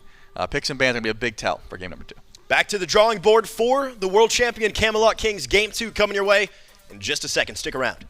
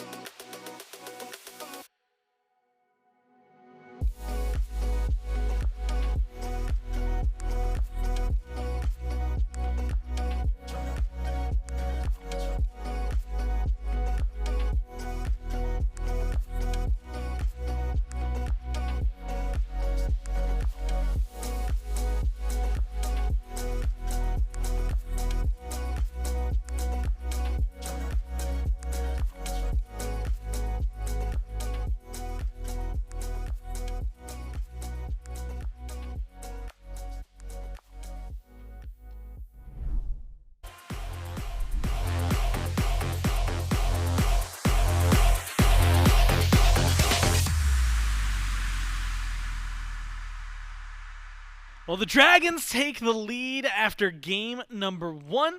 It's a hard-fought battle to get there, and we have some more maybe to break it down about that one. But first and foremost, I need to tell those of you, especially anyone out there who's a VTuber fan, that you're needing to get onto the VShojo event while you can and get those crossover skins while you can. Right now, you can still get all 6 in the bundle with the buy all price, 70% off total value that you would spend otherwise. $1,300 for a direct skin. If you just happen to really like, let's say, like Silver Veil more than the others, and that's the only skin you really want, then there's one that you can jump in on. But the bundle's still there. It is worth noting, this is the last day of week 5. So one more week after today at this 70% off value, and then the price is going to go up in week 7. Then you got 2 weeks after that, and then suddenly the bundle's gone. It's going to be $1,500 per skin. A lot of gems if you end up waiting. So you want to make sure that you get in on it. Buy your VShojo skins now. Support your favorite VTubers. And, of course, rock some fantastic skins there in SMITE. Speaking of rocking fantastic skins, I was going to use that to segue and talk about Sobek, because Sobek was rocking the pirate skin, which in my opinion, is still just one of the best skin in SMITEs. But he lost, so it was a really weird segue to go into. I think it's just, we get to see a little bit of back and forth there, right? A good fight eventually from the Kings that help keep things a little more even, but triple kill towards the end from the Dragons, things that just, I feel like we're very consistently, or at least more consistently, coming up in favor of them. I mean, in terms of the overall game itself, the Dragons had their ace in the hole. They had the Dardez Hell, and there was absolutely nothing that the Kings could really do to slow this down. I mean, there was one fight where Genetics managed to capture Hell, almost like putting in a Pokeball, just almost closing the walls in, stopping them from going anywhere. Great, you actually get a kill on that time. The second that the Phantom Shell was caught by this Hell, absolutely no chance to get anywhere else. And then Nika, as well as we saw on some of those replays, was just destroying it with this Ravana pick in the solo lane, and has maybe changed my tune on whether I like it on solo or jungle more. I'm full on a solo main for it now. Yeah, honestly, Nika does that to a lot of gods, right? There was a point where I was even confused about Bastet solo, and then Nika got a pentakill, and suddenly I'm just like, you know what? Can't argue with the results. And sometimes that's what you need. Yeah, he had a great game. Same thing for LASBRA. You had mentioned it, Dardez, who's been playing this Hell pretty often lately, still looks good on it, and once you get the Phantom Shell, it seems like it just unlocked a different level overall for the Dragons. LASBRA gets to end the game with a triple. And when your Nemesis is able to get something done like that, something's gone pretty horrifically wrong for your team. Does go, what is that, 6-1-6, looks incredible. 2-0-11, I mean, maybe one of the best frontline slash lines you could just have in general. Vote even going 4-1-7. So a lot of things that go well for the Dragons, some things that leave us wondering and maybe even wanting a little bit more. 3-4-4 for the Erlang Shen. You know, me and you are both, I was thinking already on the fence about it. Still going to give him, I think, a little bit of rope, right? He has a little bit of leeway left, but I've seen 2 games now where he's not been as impactful as maybe his priority has indicated. And the Sobek, the last pick, 1-4-3 variety, just didn't really feel like he could get his hands on that game. No, the second variety goes in for a pluck, it's just instantly, well, there's the Divine Judgment coming out from Nemesis, there's a slow and protection threat coming out from Hell, there's a whole more bunch of nonsense coming his way, and he's just instantly dead. We saw it in that last clip, actually. He goes in for a pluck, he dies. And that's the start of the fight there for the Kings. And when you're starting your fight 5 versus 4, you're putting yourself in a bad position to win any form of fight from there on in. I feel like, and I think it was Raffer that we had talked to, where he had said, like, a good Sobek is going to get a pluck, probably die, but kill somebody with him. And otherwise, you're missing your pluck and you're just dead. Like, it's a 50-50 every time you hit it, and if you hit it, maybe you get lucky. Unfortunately for Variety, that just was not the case here. And so maybe a little bit of work, maybe some change up in the draft. And that's kind of where I want to go to you immediately. From what we've seen from King specifically, Sobek, Erlang, Zhong, are there any of those gods you either don't want to see or want to see again? Like, what could they change up? Should they change up, or do they even need to? I would like to see a little bit more out of the Erlang Shen if they are going to pick it again, that is. It's a pick that I wouldn't mind not seeing if they don't want to go back to it. The Sobek last pick, I think, we would discuss. Yeah, we'll discuss it again. I mean, Hindu popped his head round the corner and was thinking maybe a Xing Chen would have been a much better pick in that scenario, because you can escape, because you don't have to full commit your entire escape into your engage. And I think something along those lines definitely would be a little bit better. But as we go into these picks and bans, there's one adjustment that the Camelot Kings want to make straight away, and I do not blame them for a second for it. Yeah, Hell, first ban from the Kings, game 2, their first pick, and they also get rid of the Ola run as well. Dragons recognize where, A, some talents lie, get rid of the Emoja, because nobody wants to see Genetics playing that. Well, that's not true. Every Kings fan wants to see Genetics playing that. Anybody the Kings are playing don't want to see them playing that. So they ban that away. Wow, 3 They Dardez also bans. take care of the Ravana. And yeah, like you said, Dardez bans, and then the Marty as well, something that BigManTingz has been playing a few times. Feels like mid lane, I mean, we were just talking about the fact that Baba Yaga was kind of ignored that last game. Takes a lot of shots at mid this time. It feels like if it's not going to get picked up last time, maybe this is the game where she can show her head. Yeah, I think we might be able to see it, but what we're going to be starting off with is we're going to be starting off with the Terra. Yeah. I think Genetics had a solid game on it. Did kill CaptainTwig inadvertently with it in one of the fights, but outside of that, I think the walls were spot on from him. Managed to capture Hell at one point and has had a decent game, even if they did end up losing. But I think the top 2 here from the Dragons is almost a perfect response. You get probably the best solo laner out there right now, excluding potentially Ravana. That's still a bit of a debate to see there. And you get the best ADC in the game in Hachiman. Something I'm really excited for is always tier. And you say, like something, again, maybe barring Ravana TBD, his passive, man, just makes him feel so good. So dumb. It's like, okay, cool. You guys have a heavy CC comp. I'm going to be affected for 1 second, and if you pull me in, God help you, I'm That's gonna before fearless. DR as well. Yeah, exactly. So it just feels like he's just got such a good, I mean, everything. Like, Fearless is a great ability. Power Cleave's a pretty good ability. Can heal him a little bit as well. His ult now has the stun on at least one of the forms, which admittedly feels like the way you're going. And then you add in the fact that it's just hard to CC you. Feels really solid. You mentioned Hachi gets locked in. Pretty good game for Vote last time around. Expect something similar on the pick here. But with the Terra, something that the Kings had worked well with up until the Phantom Shell, they grab a Guan Yu and a Rom. Feels like, at least for Guan Yu, upgrade from what I've seen out of the Sobek. Massive Does a upgrade. lot.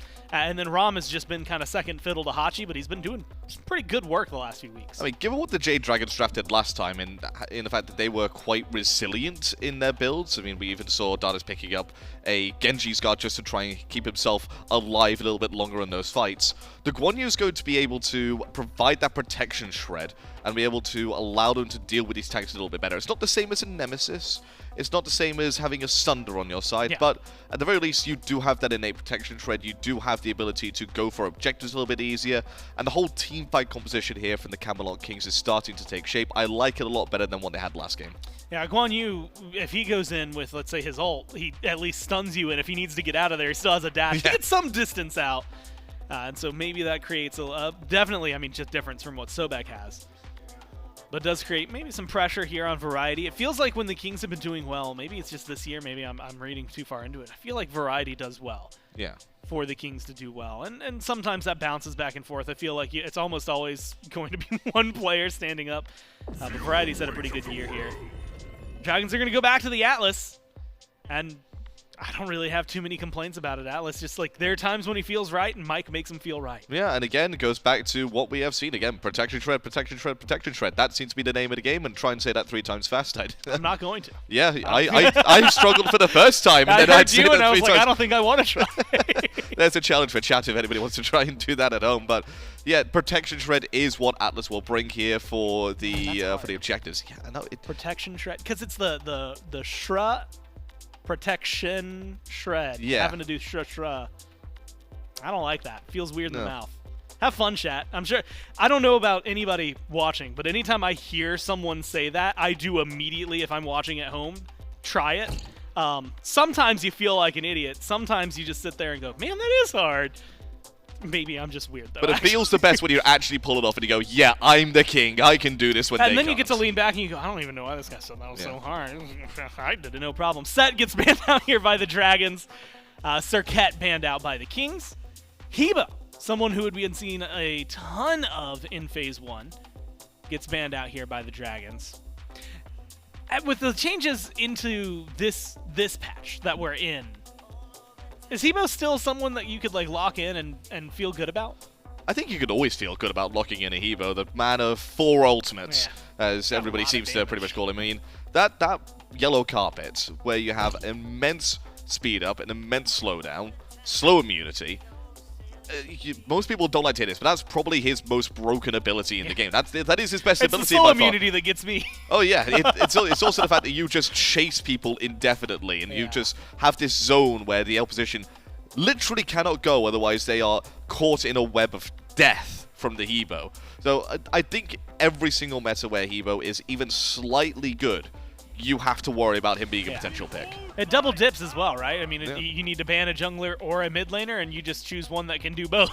And make sure to try and limit it. Tingz has played it a fair bit. This is scary. They've thrown it into the jungle. Nemesis was the last ban from the Kings. The thing that's scary, though, is the Ao Kuang that got locked in for the Dragons. We've seen a few Ao Kuangs, but the players that I can think of off the top of my head that have been doing it are Johnny and Adapting. And there's not a lot of others that are picking it up. What scares you about him? Well, it's just that it's always scary to face against an Ao Kuang. You know that at some point he is going to come online. He is going to do infinite damage in about 2 seconds flat to your tanks and then just take them into the sky and devour them. You almost are forced for your tanks to buy into a Magi's Bubble or into beads just to avoid getting executed, so you get value there from the Ao Kuang straight away in reducing the relic options for the Camelot Kings. Or he gets a free execute every single fight, which is not something you want to see, because he takes himself out the fight, recharges his sword, comes right back down into the middle of the fight once all the abilities are down, and then just wins the fight from there on in. It's a double-edged sword to try and deal with this Ao Kuang. Well, the Kings are going to try to deal with it. And what I would say is just Kings fashion. I mean, you look at that top to bottom, that is a draft that for some reason to me just screams Kings, right? The Terra matches up with Genetics, Guan Yu matches up with Variety, Rom, Naja, Discordia. I mean, it just feels like a Kings draft through and through, and Twig specifically on Naja likes to get things done. Yeah, but they're going to have to do it in the dark, as Shibalonke has been locked in here for the Jade Dragons to round out their draft. I do agree, though. I think the Kings, overall, in the balance of what you would consider their playstyles, would win this draft in my mind. I think that is a phenomenal team fight. Great late game that they've got as well. The Discordia makes up for the discrepancies in early game by giving you a focal point with that passive where it goes. The Jade Dragons, on the other hand, it's all about the late game. The Double Hunter allows them good objective shred, allows them good fire giant control alongside the Ao Kuang. But the overall team fight, they really are lacking in CC. And that's been an actually huge struggle that we've seen several times, where some teams, you've got a draft that maybe feels good for your team, feels like you got most of what you wanted, but then you think, okay, well, Naja Sash is single target. Guan Yu can hit multiple people, but it's in this circle right here. And Terra can still, again, hit multiple people, but it's very contingent on a small space to try and play into. Maybe some difficulty in CC. Other side, Tier, Atlas, Ao Kuang, to an extent. You're going to have some CC everywhere. It does feel a little, I guess, light on both sides. Yeah. If you go into a team fight here, and I'm jumping to team fight specifically because there's an Ao Kuang, is that something you see because he's such a late game hyper carry, and now that you have Shibalonke as well, plus the Hachi, like Double Hunter, Ao Kuang as an assassin, it feels like the Dragons want to play for the 28-minute mark and then just full build slam into the Kings. Well, they saw that last game went to about, what, the 35-minute mark. It was very slow pace from both teams, very back and forth, cagey affair. If it does the exact same thing again, this is a perfect draft to be able to deal with that, because you get to that 25, you get to that 30-minute mark, all of a sudden your composition comes online, becomes a lot more threatening, you have your late game builds, one of your hunters might go a little bit of crit like we saw in the last game, and all of a sudden the objectives, they're gone in the blink of an eye. Yeah. A tank that comes into the middle of you, gone in the blink of an eye. Your Ao Kuang's just messing around in the back line, causing havoc, and the Camelot Kings, they're going to have to work on their warding, going to have to work on the positioning, specifically to make sure that they can counter this draft. Yeah, that's where the danger really does crop up. And the thing that makes, speaking of danger, this set a lot more interesting, it's Elim, right? I mean, you lose and you're just out. That's the thing right now. If you're looking at the Dragons and the Kings, we've been in this realm where you've had second chances. Yesterday, we started talking very heavily about elimination matches for the SCC, but that's where they're at here in the main bracket. You've got the one shot and done. The Dragons up 1-0, have the advantage, win this, they get to move on. Kings need to win this game in order to stay alive. So in one quick answer, are the Kings pushing us to 3? I think they will do. I think this has to be it. We've got it. Maybe we're going to see 3. I guess we'll find out here in game number 2 as we once again jump down to Dimes and Trelly. The Camelot Kings on the edge of the abyss here, Trelly, as they are facing elimination from SMITE Masters, the world champions, on the precipice here of getting knocked out of the tournament in the very first set they play up against the Jade Dragons. Dardez taking the Xbalanque into the middle lane. Tough clear. Walk me through it. I am a little bit intrigued by this composition the Jade Dragons have. Dardez has not been one to shy away from the Hunters, but throw LASBRA on a magical jungle like the Ao Kuang, and I tend to agree with AJ on the desk. This is a scary pick. The Ao Kuang can do plenty of damage later on as long as you're avoiding CaptainTwig beads-wise. Should be able to get a lot of damage off, and of course, with Dardez on the Xbalanque, you just have another physical carry in the mid lane that is going to be able to dish out auto attacks. With that ultimate, we've seen absolute laser beams from once the lights go out. So I think it's just a pick that Dardez likes to lean on. And of course, he's always never been one to be afraid of just pulling some random hunters into the mid lane. Maybe they don't have the best mid lane mage style clear, but he'll be just fine. He's got plenty of sustain with that death toll and of course, health pot multi-pot start. Thoughts that maybe we'd see some double hunters, double guardians, maybe even triple guardians with tanks being so strong and ADCs being able to laser beam, as you just said. But what really draws my eye on the left-hand side of the screen, CaptainTwig on the Naja. There's aggression by PolarBearMike on the left-hand side. Jarcorrr takes a couple shots, able to back right off, so the blink will be down for PBM for another minute and a half or so. Did Roddy not see? Early on. Gank as the Dragons are coming out and sending their way right into the Guan Yu. A slowdown, a knock-up from Nika. LASBRA with a couple auto attacks, and Nika around the corner finds first blood on Variety, who just straight up caught out. I mean, we got to see LASBRA walk up. It seemed like Variety maybe out of like the corner of his eye saw him coming, but clearly he didn't. He stepped up as if he could clear that way for free, and LASBRA gets the cringe gank. That's going to be an easy first blood going the way of Nika. You would have loved for your Ao Kuang to be able to confirm that kill, but if it's between dropping it and getting the first blood guaranteed on your tier, you're going to take that trade every day of the week, and still, the assist is going to be just fine. I still do think need to highlight number 1. BigManTingz does plenty of damage with that conduit gem proc, and number 2. Twig is going to have his hands full this game, trying to pull the beads off of LASBRA consistently, take him up into the air, delete him before he has a chance to hard carry the game away. If he's able to hold on to those beads pretty consistently, LASBRA has a rough time. If he doesn't, there's not much on the side of the Camelot Kings that can really check an Ao Kuang. For example, I think Variety just gets out-traded if he tries to use the cavalry charge and try and use that damage up against an Ao Kuang at level 20.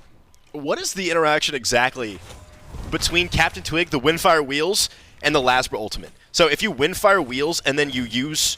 You don't see what I'm saying here? I know here? exactly what you're talking about. Can LASBRA CC immune the ultimate from CaptainTwig, as there's a reverse gank here from CaptainTwig? Nika able to dash away using that Fearless, but can LASBRA use the CC immunity on that Dragon ultimate to immune the Windfire Wheels? No, because the way it works is LASBRA could ult Twig if he's ulting out, and he would follow him the whole way. If Windfire Wheels shot away, it's essentially like a Fenrir Brutalize. He would chase him the whole way, bite him at the end, take him out of the sky. Munch. But Ao Kuang ultimate takes a second to fire. The CC immunity isn't immediate, whereas CaptainTwig would be able to win that interaction. So if LASBRA has beads, there's no way that he's biting in that case. But CaptainTwig might not get a chance. He's only level 3. CaptainTwig slowed down, forced to use the beads to immune the slow. Dardez sending a couple bolos the way of CaptainTwig. Doesn't matter. Nika dash forward, slice and dice there out of the giant sword from the tier.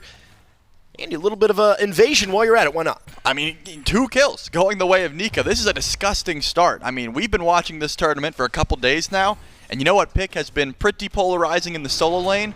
Tier. And getting off to a 2-0 start, especially in the hands of Nika, I'm scared for the backline of the Camelot Kings. Once this tier starts rotating, it can be disastrous. Could be a tough spot for Genetics here, who's out of mana. Dash caught by PolarBearMike. Vote sending shots into Genetics. A double stun to dissuade the Jade Dragons, and a good bit of CC there from Genetics to turn away the Jade Dragons, able to pick up the purple buff. Shield buff spawn on this left-hand side as well. Yark and Genetics will start that up, while the dual lane of the Dragons just clear wave. Yep, they're going to be able to grab that buff, or not. Never mind. I lied. Jarcorrr actually didn't want it. He didn't want that shield buff. Overrated. Who needs shielding? You would have missed a couple of those minions and decided it just was not worth it. And in this case, shield buff goes untouched for now. But I've been loving this aggression of the Jade Dragons. Up 1-0. against the defending world champs, as you said, you'd think maybe a little passive play. Maybe we sit back, you know, we don't want to throw our lead. They say, forget that. We're going in immediately. Level 3, level 2 actually for LASBRA says, I'm going for the gank. And hey, found out CaptainTwig in the jungle once again. Should be winning that trade. But now Twig has Windfire Wheels. That changes things. The ultimate is available. You can't just catch him out in the jungle and he's immobile. In this case, you got to make sure your reaction is down pat so you don't get sent up into the sky. LASBRA with the tier 2 Doom Orb does some good damage, but one lucky crit from CaptainTwig might change that 1v1. I don't think they're going to find each other in the jungle anytime soon. And we did see CaptainTwig pop those beads for CC immunity. You got beads on the other side of LASBRA as well, so no blinks available for either of these junglers would basically means, I mean, tell me what it means. CaptainTwig going to have to use, you know, the sash to get in, put him in a tough spot, right? It certainly could, but you only sash in when you know you're ready to fight, right? That ability says, hey, I'm going in. Wherever I land, if I hit someone, that's where I'm going to be. So it better be in a safe position, or at the very least, we have a kill. So I don't think CaptainTwig's going to be putting himself in enemy territory too often. Variety, though, is going to be sitting here with CaptainTwig. I don't imagine they can kill Nika. They can certainly try, but look at this. He just does one swipe of his sword. He's back to essentially full HP. So trying to kill the tier, not the best look. The Alkwang, though, that's someone that could certainly die. You only get one pair of beads here, and LASBRA wants to hold on to him. Genetics bucking the trend here and leaving duo lane pretty early. All of game 1, PolarBearMike and Genetics basically hanging around that left-hand side, kind of hesitant to leave their ADCs, but this time, Genetics making the trek all the way over to solo lane. PolarBearMike has rejoined his ADC vote on the left-hand side. Genetics happy to hang around this middle lane and put a little bit of pressure onto Dardez. I've been loving the switch up. I mean, every once in a while we see a new starter item in support, but both, they decide we're war fragging this game. Going for the double war flag, that extra attack speed, just helping out Jarcorrr and, of course, Vote, and the Aussie switch up. This has been something that's been a bit of a slow burn. Some ADCs still looking towards the dev gauntlets, but Aussie and Warflag, a new look for the duo lane. And as you said, these supports have been hanging around on the left side of the map a little bit longer. Genetics goes all the way to blue for a second, but don't worry, Jarcorrr, he's back. And he's going to be able to sit there with you and just keep clearing waves. Now we're at essentially parity here at 6.5 minutes of game number 2. The Camelot Kings on the edge of elimination from SMITE Masters. And so far, I know we've only seen one game out of the Jade Dragons, but how they ended their split and how their split has gone thus far, called some growing pains, right, with this new squad. Yep.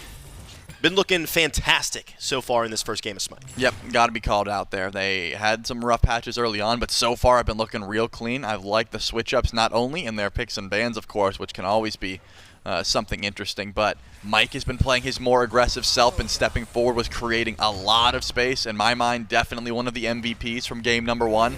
He gets back on this Atlas and has not been playing quietly, right? He's been stepping forward, trying to find those same level of aggression in this game as well. And that's the PolarBearMike that I like to see, right? Not the one that's sitting back passively, the one that wants to get his hands dirty, wants to get involved. Jarcorrr, though, does have some good damage. Mike drops the ult defensively, but actually gets a beautiful pullback in. Terra ultimate popped as well, so an ult for ult trade out of the supports.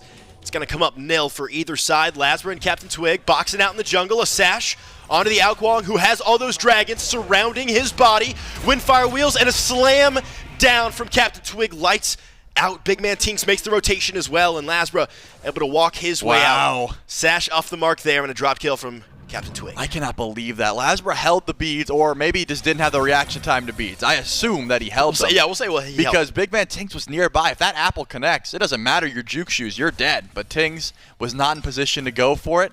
LASBRA trusted his teammate Dardez to turn off the lights, and he's able to sneak away unscathed there and holds on to his relic. That is, yeah, we'll call it a drop kill because that's what it was. But now Twig doesn't have that ultimate to get away. He's not going to pop the beats. The ultimate comes through from Dardez. He's got plenty of damage, and he's going to pick it up. Not only is Dardez going to pick it up, going to put one on the passive counter as well. BigManTingz, no mana, forced away. As LASBRA got that tier 2 Doom Orb, a little bit of power online with the next item start as well. Alkwang starting to heat up. Oh, he's been heating up, right? 2 kills already. And has been able to be a part of plenty. I mean, assist-wise, a part of those 2 kills. So LASBRA has shown that he wants to get aggressive. And CaptainTwig just not playing safe without that ultimate. And at this point, Variety just trying to steal away that blue buff. Not going to be able to, but at the very least feels a little bit more confident after falling down for first blood on this Guan Yu. Remember, last game, the beacons were a big deal, a big talking point for these 5v5 group ups. It was not something taken lightly. It was, hey, beacons are here, get over here. You're not clearing waves. I want all 5 of both squads right here in mid lane. I wouldn't be surprised if we saw something very similar this time around. A couple minutes to do so, but keep your eyes on not only the teleport for variety, but where these ADCs are posturing. Jarcorrr especially, he's been sort of aggressive positioning on this Rama, loves to take 1v1s, vote on the Hachi, usually gets the better end of those trades. So once you factor the snipes into consideration, you gotta watch out. And now, Mike actually might be caught out. Mike, not in the fantastic a spot. A shadow descent here. Gamma rays running through the Camelot Kings. PolarBearMike dropping to half HP, slowed by the Astral Arrows, but here is LASBRA dropping low as BigManTingz is right behind the Ao Kuang. Couple shots through the wall.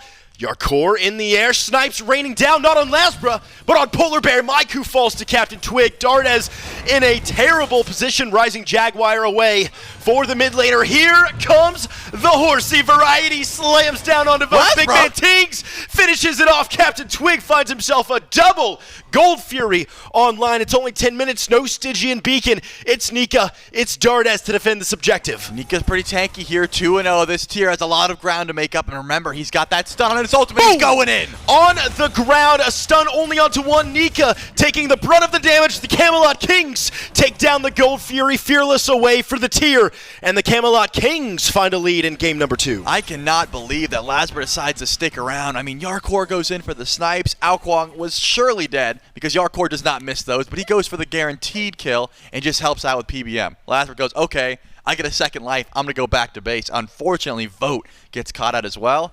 LASBRA says, maybe I can save him. Maybe if I stick around, my damage is enough to thwart him away. Immediately just gets shut down by BigManTingz. This Discordia has been coming up massive. Those stripes, just so much damage from the unruly magic as well. This Discordia is going to be a problem, and I assume is going to be trying to keep his own passive for the rest of the game. Yeah, no one's even close. Yark's going to have to hit plenty of auto attacks to steal that one away. And BigManTingz, I'm going to need to see some focus on this Discordia for the Jade Dragons. At 11 minutes here, it is 3-3 in one fight and one objective. The Camelot Kings have completely shored up the scant gold lead that the Jade Dragons had accumulated for themselves. Tied up the kill counts as well. XP looking pretty clean here for the Camelot Kings, as that Stygian Beacon is going to come up in just about 20 seconds here. And with rotations already for that Gold Fury from the solo laners, do you think that they can really take the XP loss to rotate all the way over to the Beacon? Or is it going to chill here in solo? I mean, I think they should be rotating over at the very least. Nika needs to get over there because he is still the driving force of this Jade Dragons composition. But actually, LASBRA heads over to right. They just decide, hey, maybe we can gank Variety, maybe we can get a kill. They end up giving up the Beacon to what? Get an ultimate from Variety? Not even. He didn't even use cavalry charge. They can't get anything over here. A total concession there from the Jade Dragons, allowing the first Beacon to go the way of the Camelot Kings, which is a pretty massive departure from what we saw in game number 1, where it was a 5v5 at 12 minutes at the next spawn, even the third spawn of the Stygian Beacon. Instead, the Jade Dragons send their jungler on the other side of the map, try to make something happen in solo, come up empty-handed. You know what? Now that I think about it more, I don't hate the call. Dardez and LASBRA did not have beads. LASBRA's came up 3 seconds ago, and Dardez doesn't have them for 8. CaptainTwig essentially has a kill button. You give a pick, and you lose the Beacon. Probably not the smartest call, so the Jade Dragons say, hey, maybe we get a pick onto Variety. Maybe at the very least we get the cavalry charge down. But they take 2 Bastions away, put some gold in their pocket, and give up the Beacon because they know CaptainTwig could just delete someone with that ultimate. Picks up the blink at level 12, so that gives a lot more ease of access to the back line here. I want to see CaptainTwig not only looking for these no-beads targets, but forcing those relics down. Unless Variety rotates in, it's on Genetics and Tings to try and get that CC and force those relics. If not, Twig's got to play pretty passively on this Naja. But if you get Blink, I want to see it used, right? I want to see it on cooldown pretty consistently. Look towards some of these low health targets, or in this case, the level 11 Ao Kuang. You're out trading him every day of the week. Try and pull those beads and, you know, take him up to the sky. The Shark and Genetics on this left-hand side trying to snag a tier 1 for the Camelot Kings are not going to be able to do so. CaptainTwig got a defense item second after that Jotun's Wrath. We know CaptainTwig has pretty much 2 styles of play. You got the tanky facilitator and the hyper carry, which one do you tend to lean towards your preference for CaptainTwig? I have known Twig for a while, and he is happy to die for the squad, right? If he hits a massive ultimate and dies on impact, but they kill 2, he is happy with that every day of the week. Regrowth into Stone of Binding has been a very popular build path for these junglers, especially the Najah. You get to zoom around, shred prots, and still hit those key ultimates. And when you've got BigManTingz having the game he is, you just say, hey, whatever I can, sir, I will hit these ultimates, I will set up for you, and you just get credit for them. And Twig's been farming the map extremely well. Again, LASBRA's been pretty far behind here. Actually picks up a blink of his own, so not fearing his own survivability. But Twig's got to be like a camp away from level 14, whereas LASBRA just ticks over to 12 to get his second relic. Not going to be an easy look here for the Jade Dragons if they're trying to scrap anytime soon.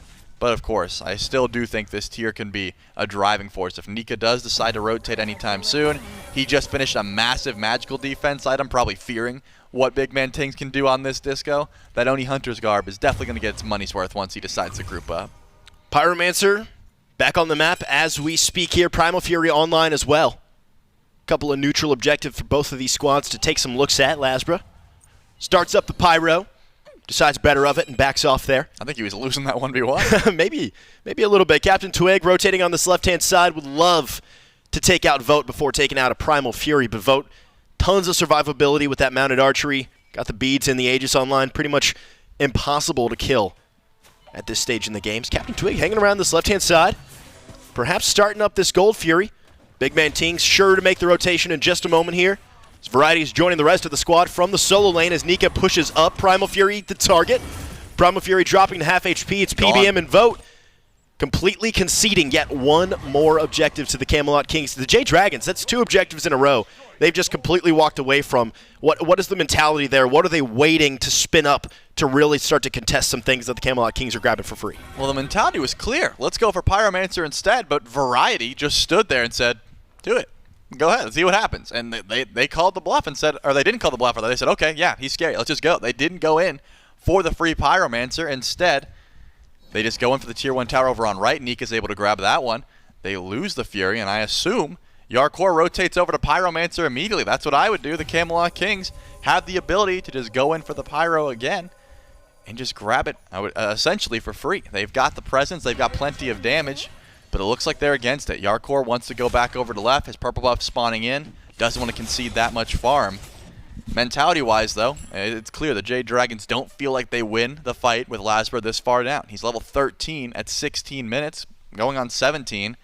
This Alquang's not a character yet. He is essentially just, hey, if you get a tank with no bead slow, I can execute, but if not, let's just stay away. Let's not fight.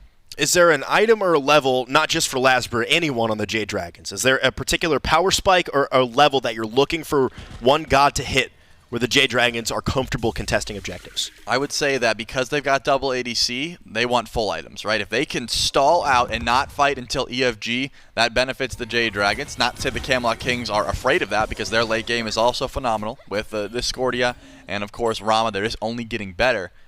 But the Jade Dragons, they just don't really have a leg up in this race so far. It's been a lot of passive play, just giving up objectives, trying to stop the bleeding, so to speak. The gold lead is not massive, but it's big enough to where LASBRA's like, if I catch Twig in the jungle, I'm not winning that trade. I've got 2 items to my name. I'm going to try and get uncontested farm, and if I see the Kings, I'm going in the other direction.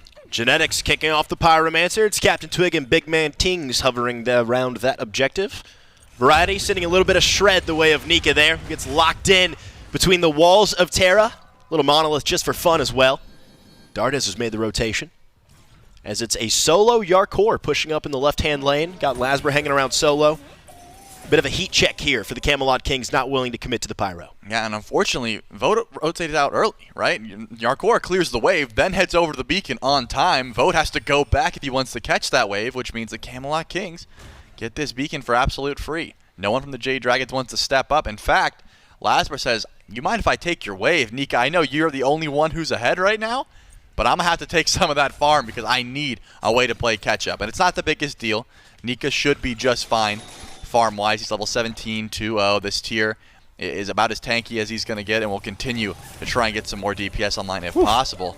The Pyromancer's being done. Mike might go in for the steal, or the ultimate, the Jade Dragons steal it away thanks to Dardez turning off the lights. And Mike gives a kiss up at the sky. He says, thank you very much. PolarBearMike, the steal specialist. Doesn't matter what this dude is on. You put him on Atlas, put him on Sylvanas. If there's an objective steal, PolarBearMike's going to find a way to do it. The Jade Dragons steal a Pyromancer away from the Camelot Kings. As in the mid lane, you got some aggression. Nika has joined the fray as well. A juggle onto BigManTingz, who's able to dash away from danger. PolarBearMike is the recipient of tons of damage. Dardez dropping low. Dardez out for a moment, up in the air. Goes the Alquang, but it's the wrong target. It's Jarcorrr beating away LASBRA. Genetics falls to the Alquang. CaptainTwig in. Jarcorrr in the air. Snipe one. No snipes come out from Yark the Shark, and it's going to be a 1-for-0 as Genetics falls, but Camelot Kings able to press this tier 1. Wow, that's insane. They were able to pull the beads off LASBRA so early. There was a little scrap at the chest camp. LASBRA loses that. He runs away. Then Mike blinks in, finds some great damage onto BigManTingz. Even the follow-up, Nika was there. He hits the Fearless, the Discordia. Just too much damage, was able to stall, use relics perfectly, and stay alive. All the while, just stay a bit too long, right underneath that tier 1 tower. You called it out. LASBRA close to finding the execute, but couldn't grab the right target. Didn't matter. The tower was able to help finish that one, and now the Jade Dragons going in for the Fury. CaptainTwig with a wraparound play, but it's already done, and he actually sashes in. CaptainTwig, what have you done? A juggle in the air, a Fearless and a LASBRA. In goes CaptainTwig. Dimes, 36 seconds. Remember when I told you that if you're going to sash in, you know, that's where your body's going to be, and you have to make sure there's something to come from it? Yes. There was nothing to come from that. My guess, I didn't have the timer, but CaptainTwig's ult must have been about to come up, but wasn't quite up, because it's up now. That diamond must have been very close, and he just could not get Dardez up into the air. Decent sash in, but without the follow-up, I don't even know if there was death there. It was just Variety who was close by. Either way, the Fury goes the way of the Jade Dragons, hoping to try and equalize that gold lead that has been set so far for the Camelot Kings. Not quite there, but remember that deficit. Remember how LASBRA was just trying to play catch-up? He's done it. He is level 18. He actually has the lead over CaptainTwig. That's the benefit of just going over to right lane, saying, I'm going to get a few waves. Good luck, team. Try not to need me. And now, LASBRA's here. He has shown up. Well, already the lead flip-flopping 3 times in this game, from Jade Dragons to Camelot Kings, all the way back to the Jade Dragons. Not a gold lead, sure, but experience. Looking pretty good for the Jade Dragons. Couple levels down in the middle lane, but that'll be farmed up for no problem at all for Dardez. Vote approaching level 20 as well. From the damage I saw being placed on the Pyromancer from Jarcorrr, both of these hunters are swinging now. Xbalanque about to finish off what could be Executioner or Chin Size. And the damage is going to be absolutely flying through from these auto attackers. Yeah, gotta be Kins here. Vote already has the XE, no need to double dip. Just try and get as much damage as possible. And you said it, if Jarcorrr is able to do that, they're essentially mirrored builds. So they're all these hunters are online, all sitting around the same level as well. But Yark, first one to hit 20 of the ADCs. Of course, BigManTingz, he's been here for a while, just farming up so effectively. Tings is going to get a bit of pressure sent his way in mid, but cool as a cucumber, doesn't use anything. It's actually Twig who's in trouble. He's gone! And Twig deleted across the map. No beads available for the jungler for another 40 seconds. A 4v5 also for 40 seconds. Stygian Beacon charging up, going to be on the map. The Jade Dragons with an opportunity to grab their first beacon of this contest, of game number 2 of this best of 3.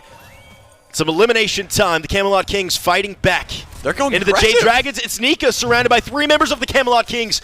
Locked down from Variety onto the tanky solo laner. In comes PolarBearMike. Not able to grab anybody with the pull. And the Camelot Kings able to back away. A lot expended for naught. This is so interesting. The Camelot Kings lose Twig and decide to get aggressive off that play. Using the cavalry charge, turns out Nika doesn't really take too much damage. And Jarcorrr wasn't going to dish those auto attacks out, so he's going to be just fine. And then Mike blinks and says, wait, why are we afraid? They have 1 less member. We should go in. Off the mark on the pull, but look at Nika. Woo! He wants to find an opportunity here. Bola's doing it. Lights are cut by the Jade Dragons who take out the Pyromancer. Nika locked down, able to Lawbringer away, though. An ultimate just used for CC immunity there, so the Jade Dragons going to grab the objective. Variety, Yark, and Genetics would love to make something else happen here with Nika at half HP, because as soon as Nika finds a couple of minions or a buff camp, it's going to be pretty much back to full. Fire Giant kicked off here by the Camelot Kings. An opportunity to fight back into the Jade Dragons. Radiation being charged by PolarBearMike. Nika slammed down into the ground, and PolarBearMike actually finding the first kill, turned right back around. Yark in the air, couple of shots into the Ao Kuang. Dardez with those bolos takes out the Naja. Jarcorrr in a bad spot here. Dardez puts the finishing touches for a double kill. And it's Variety shredding the middle lane as the Jade Dragons come out on top. 2 for 4 trade there. Looked decent for the Camelot Kings, but Mike once again goes in massive, hits a huge ultimate and says, team, do what you're meant to do, right? Start shredding away this damage. Unfortunately, for LASBRA, doesn't go up to the sky. Relics are a thing, beads. Make sure that he couldn't get the execute. If LASBRA goes up to the sky, that fight is absolutely disastrous, but still, a 2 for 4 is a trade you're happy to take, and now the Jade Dragons march forward. It's up to Variety to try and stall this Fire Giant. Last game, we didn't see this play until EFG, but it's only Variety up against 3. Variety has an opportunity here. Cavalry charge online, and Guan Yu has been known to make it happen. It's PolarBearMike, Dardez, and Vote sending damage, completely ignoring Variety, who's up on the horse, slicing through. The Jade Dragons confirm the Fire Giant. Variety doing his best to try to steal it away from the Chaos Squad, unable to do so. 99 damage from Odysseus Bow. Thin margins there to confirm that Fire Giant, but you're right. Variety did what he could. You have 2 options. 1, you CC the targets and hope that someone else gets in range, or 2, you go in for the steal and play it safe. Variety worth his life just a little bit more. It's only regular Fire Giant. It's not enhanced. The Camelot Kings, though, are grouped towards this beacon. They don't want to let it go for free. Woo. In fact, just about everyone is fighting around this fight so far. A lot of beads down as well. Relic Graveyard for the Camelot Kings, but they're standing up here aggressively. BigManTingz looking at this Discordia, looking for a big apple to bounce around a team fight. Order side grabs the Stygian beacon. The Camelot Kings with a hat trick there on the beacon. Titans about to be unleashed onto the map, going to be marching down the middle lane, as evidenced by those rings around the Phoenixes. Yep, and I would assume the Jade Dragons want to group up, same play as last time, say, hey, we're going to kill your Titan, you kill ours, back up, and then we're able to start our actual Fire Giant siege on all 5, by the way, despite losing some targets. They were still able to wait for the respawn and grab their FG. Primal Fury is still pretty valuable here gold-wise. We're looking at relative even. So the Jade Dragons would love to push that in their favor, but so far, it's actually the Kings who have 4, and it's just Nika standing here. You gotta watch out when CaptainTwig's around. 1 Windfire Wheels could land into a kill. Fury started up, and the Jade Dragons are late to the party. Dardez and Vote are here, though. Auto attacks available. Darkness descends on the Camelot Kings. Genetics falling to half HP, and it's the Dragons able to confirm the Primal Fury. Says thank you very much to the Camelot Kings for doing 90% of the damage. The Jade Dragons with a 4,000 gold lead and about to take a tier 1 tower as well. They certainly will. They've got the polyprocs from LASBRA. Woo, that is going goodbye. to absolutely shred. This Titan is going next.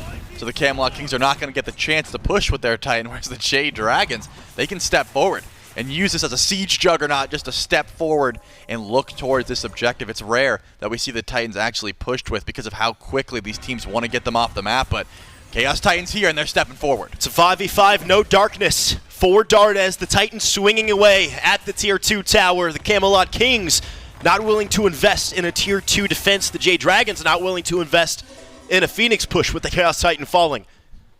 And a good use of the Titan there. You grab a tier 1, you grab a tier 2, you back off, you look for a Pyromancer. No! It's going to be Nika slamming down a Variety, and Dardez deleting the Guan Yu off the map. CaptainTwig in the worst place possible. Windfire Wheels just for safety. Genetics, such a close call there. PolarBearMike just nearly grabbing the pullback onto Genetics, who's able to escape. But the Jade Dragons with a quick little turnaround. Thank you very much. Take out Variety, take out the Pyro, and have a commanding lead here in game number 2. I gotta give credit. There's a small ward on the green buff currently. Just a 50-cent ward sitting there, and it caught out LASBRA's flank. If that does not happen, LASBRA gets to the back line, and this game may be over. If Ao Kuang is anywhere near Genetics after he double dashes there, we could just be looking at an end call, or at the very least a Phoenix, but it was pinged out. LASBRA had to back up.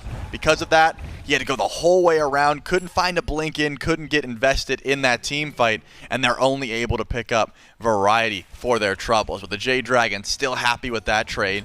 And now the Camelot Kings are putting all their pressure on the left side of the map. Because it's not enhanced Fire Giant, I don't think they're going to step forward to fight immediately, but the Jade Dragons have the ability to chill. They can sit here and wait out that timer until it is advanced. And once you have to deal with EFG, those Phoenixes are going to be a lot harder to try and defend. The Camelot Kings are not down so much that they can't step forward, so it looks like sending Jarcorrr back to base after he gets his last item online and say, hey man, get over here quick. We got to make sure we're ready to at least defend this Fire Giant once it spawns back. We're looking at the Kings here, Trelly. What is the comeback mechanic? What has been going wrong in the team fights? And what needs to change for the Kings to take Dragons to a Game 3? Unfortunately, CaptainTwig has not been able to find these aggressive ultimates, and it's not his fault. Najah cannot be the single beads burn. If Variety's able to get a massive cavalry charge, if Genetics can start off the fight with a stun or a root, that makes his job so much easier. But we saw Nika looked at Variety's build and said, hey, you have no beads. If I ult and stun you before you get that cavalry charge off, I'm going to make sure to pull you back into the team and you're dead before you get the chance. And if that's the case, Twig has to ult out defensively. He has to ult to get away from the enemy team. And if you lose that much fight before it even begins, yeah, you're probably just retreating. You got 3 members of the Camelot Kings hanging around this left side tier 2 tower.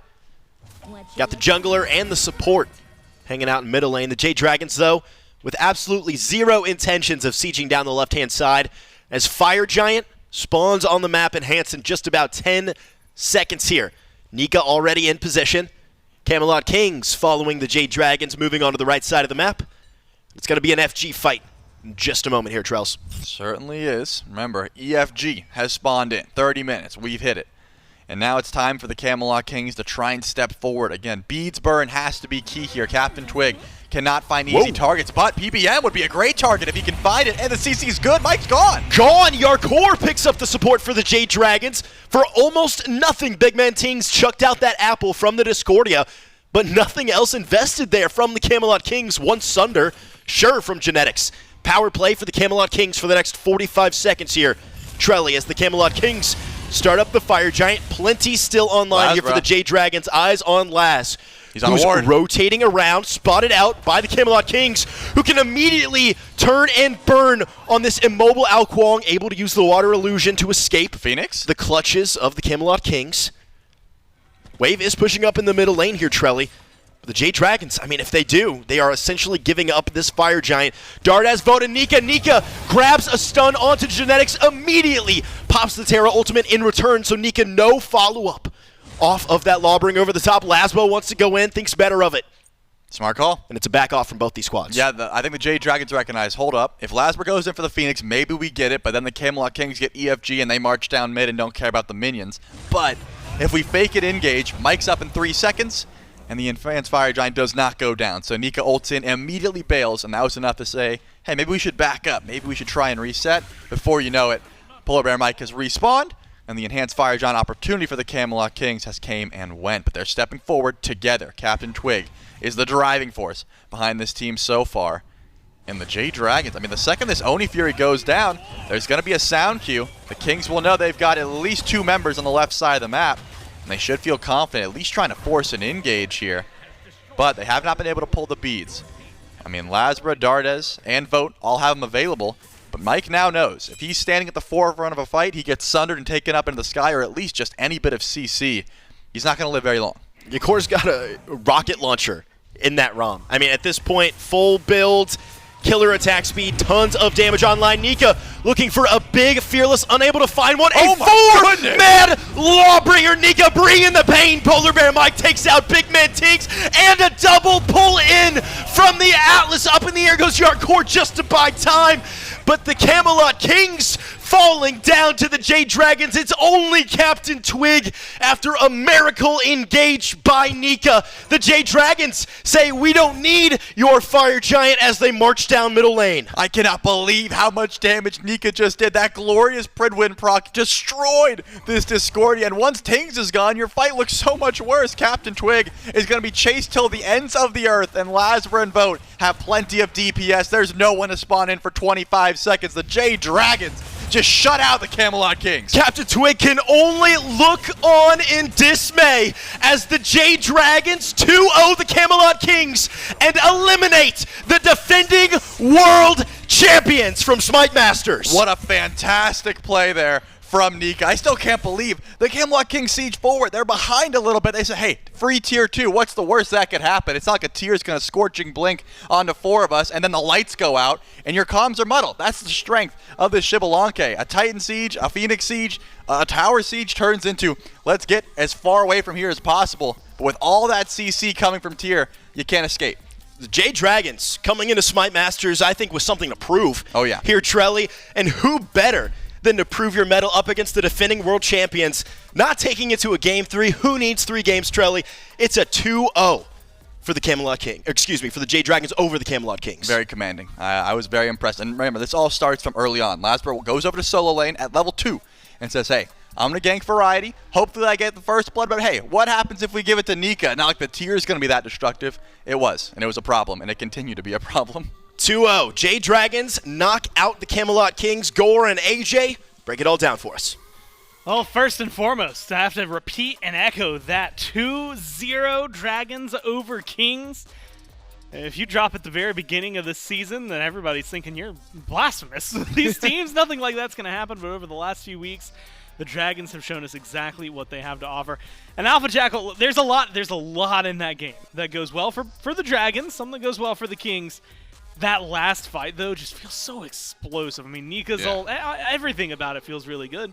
And there are even moments where it feels like maybe they should falter, that they're finding success. I mean, that enhanced Fire Giant dance, no mic, you're in a 4v5, and just LASBRA's presence kind of lurking in the back is enough to kind of keep things a little too timid for the Kings to find their advantage or to claw their way back into the game. Yeah, it almost felt like we were due in for another 35, maybe even going towards 40-minute game, but who can deny a 4-man tier ultimate to really just end a game when it needs to be ended? I mean, he started off the game with a kill, and he ends it with a game-winning play worthy of winning a World Championship, let alone a quarterfinal here at SMITE Masters.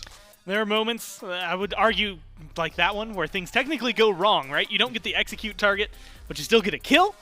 But it feels like that was more or less what kept happening for the Dragons. Sometimes things would go a little awry, but every time it went a little awry, they were getting just as much good most of the time. It ended up balancing out for them. Looked great in Game 1, looked even better here in Game 2. It's a little more, I want to say precise, right? I mean, you had mentioned it, and I think it is worth saying again. It was incredibly close. I mean, kills read 10-5 right there, but the gold was right neck and neck. It's moments like this one, though, that take any sort of gold lead that you have and really showcase how far ahead your team is. You get a beautiful, beautiful ultimate from your solo laner that just sets everybody else up. And then, like you said, comfortable. You get to run down mid and feel good doing it. The Kings now eliminated from Masters in some quick games. 5-1-7, Xbalanque in mid. Again, if I was playing SMITE Bingo today, Masters Bingo, that's not going to be on my list. I'm happy we got to see it. It was a great performance there from Dardez, great performance from Vote. I don't really think you can look down at anybody on the Dragons there and say they had a bad game. No, I think you can't say anything really had a bad set. I mean, PBM was a little bit suspect in a couple of positioning, scenarios, but if you say your support's out of position once, maybe twice in an entire set, you're thinking that's still a good performance from them. Yeah. And Jade Dragons come out deserved winners here. It goes, what, 2-2-11, something like that? So if you're going to die twice, then impact 13 kills works out really well. The Dragons, though, again, they come in this year, seemed like it was going to be a little rough, and you had mentioned it, playstyles that of the past maybe clashing with having to get used to each other, and it has been watching them grow week in and week out to see where they are. And now they come into Masters, first appearance, 2-0 the Kings. And who better to talk to about that growth than the coach himself? We got Sam Marbach standing by for an interview. Coach Marbach joining me here on the stage after a 2-0 victory. World champions taking them out with a sweep. Some growing pains for the Jade Dragons in the first little bit of the year here. Did you guys feel like you had something to prove, or did you feel like it was business as usual for the Dragons? I do think there's some doubters for sure. Hopefully this will help to keep them down a bit. I think we're just coming out to play our game. I don't think anybody was surprised by the way we played as far as the team, but I do think some people might be surprised, but we're not. Looking great so far in the SMITE Masters. Couple of longer games, had some longer games yesterday as well. Are these elongated matches the consequence of this new meta that's been developing, or is it a bit of a land nerves, single elimination jitters, things like that? I do think, I mean, game one, like, we could have ripped it a lot, but I don't know. Me and Nika agree, like, it's kind of like we might as well just play safe. You know, in a best of 3, you don't want to get down early. So I do think the meta pushes it to be a little bit late game oriented, but it's really not that much different than how it was before. Speaking of Nika, 4-man Lawbringer over the top to end game number 2, slamming it down. How loud were the boys when that happened? Dude, I have to move it off my ears because those guys are screaming. Mike is definitely the loudest, but everybody's loud. You know, votes calling targets and everything, but everybody's just yelling. It's good though. I mean, it's clean, but it only gets to that point of like being too loud whenever like we know we're gonna win. You know. Well, Coach Marbach, congratulations on your 2-0 over the Kings. Moving on through SMITE Masters, back to the desk. And a convenient position for them to be in now. They just get to coast to next week, right? Yeah. Semifinals is where we're going to be waiting for the Dragons. It has been a fun set. Honestly, a lot quicker 2 games than I thought we were going to see. The Dragons able to find a win, and very convincing at that. So again, if you're looking at where the Dragons are, and I guess now where the Kings aren't, this is the bracket that you need to be paying attention to. So the Dragons going to be waiting next week for their opponents. We're going to be talking best of 5s the next time we see them, as well as the semi down there for what is listed as match 8, and of course the finals there for match 10. Later today, we'll be watching the Leviathans take on the Ferrymen, and again, getting the first team on that side of the bracket going into the semi. But right now, we're going to be swapping back over to the SCC. Again, for sets 2 and 4, we're going to be figuring out who is joining Hex Mambo in going to the main bracket. But on top of that, who they're playing in the main bracket. So, Wargs and Valkyries is coming up next. Winner of that plays Hex Mambo. Winner of that gets to go against, I believe, the Gladiators. Yep. Loser will then play the Hounds.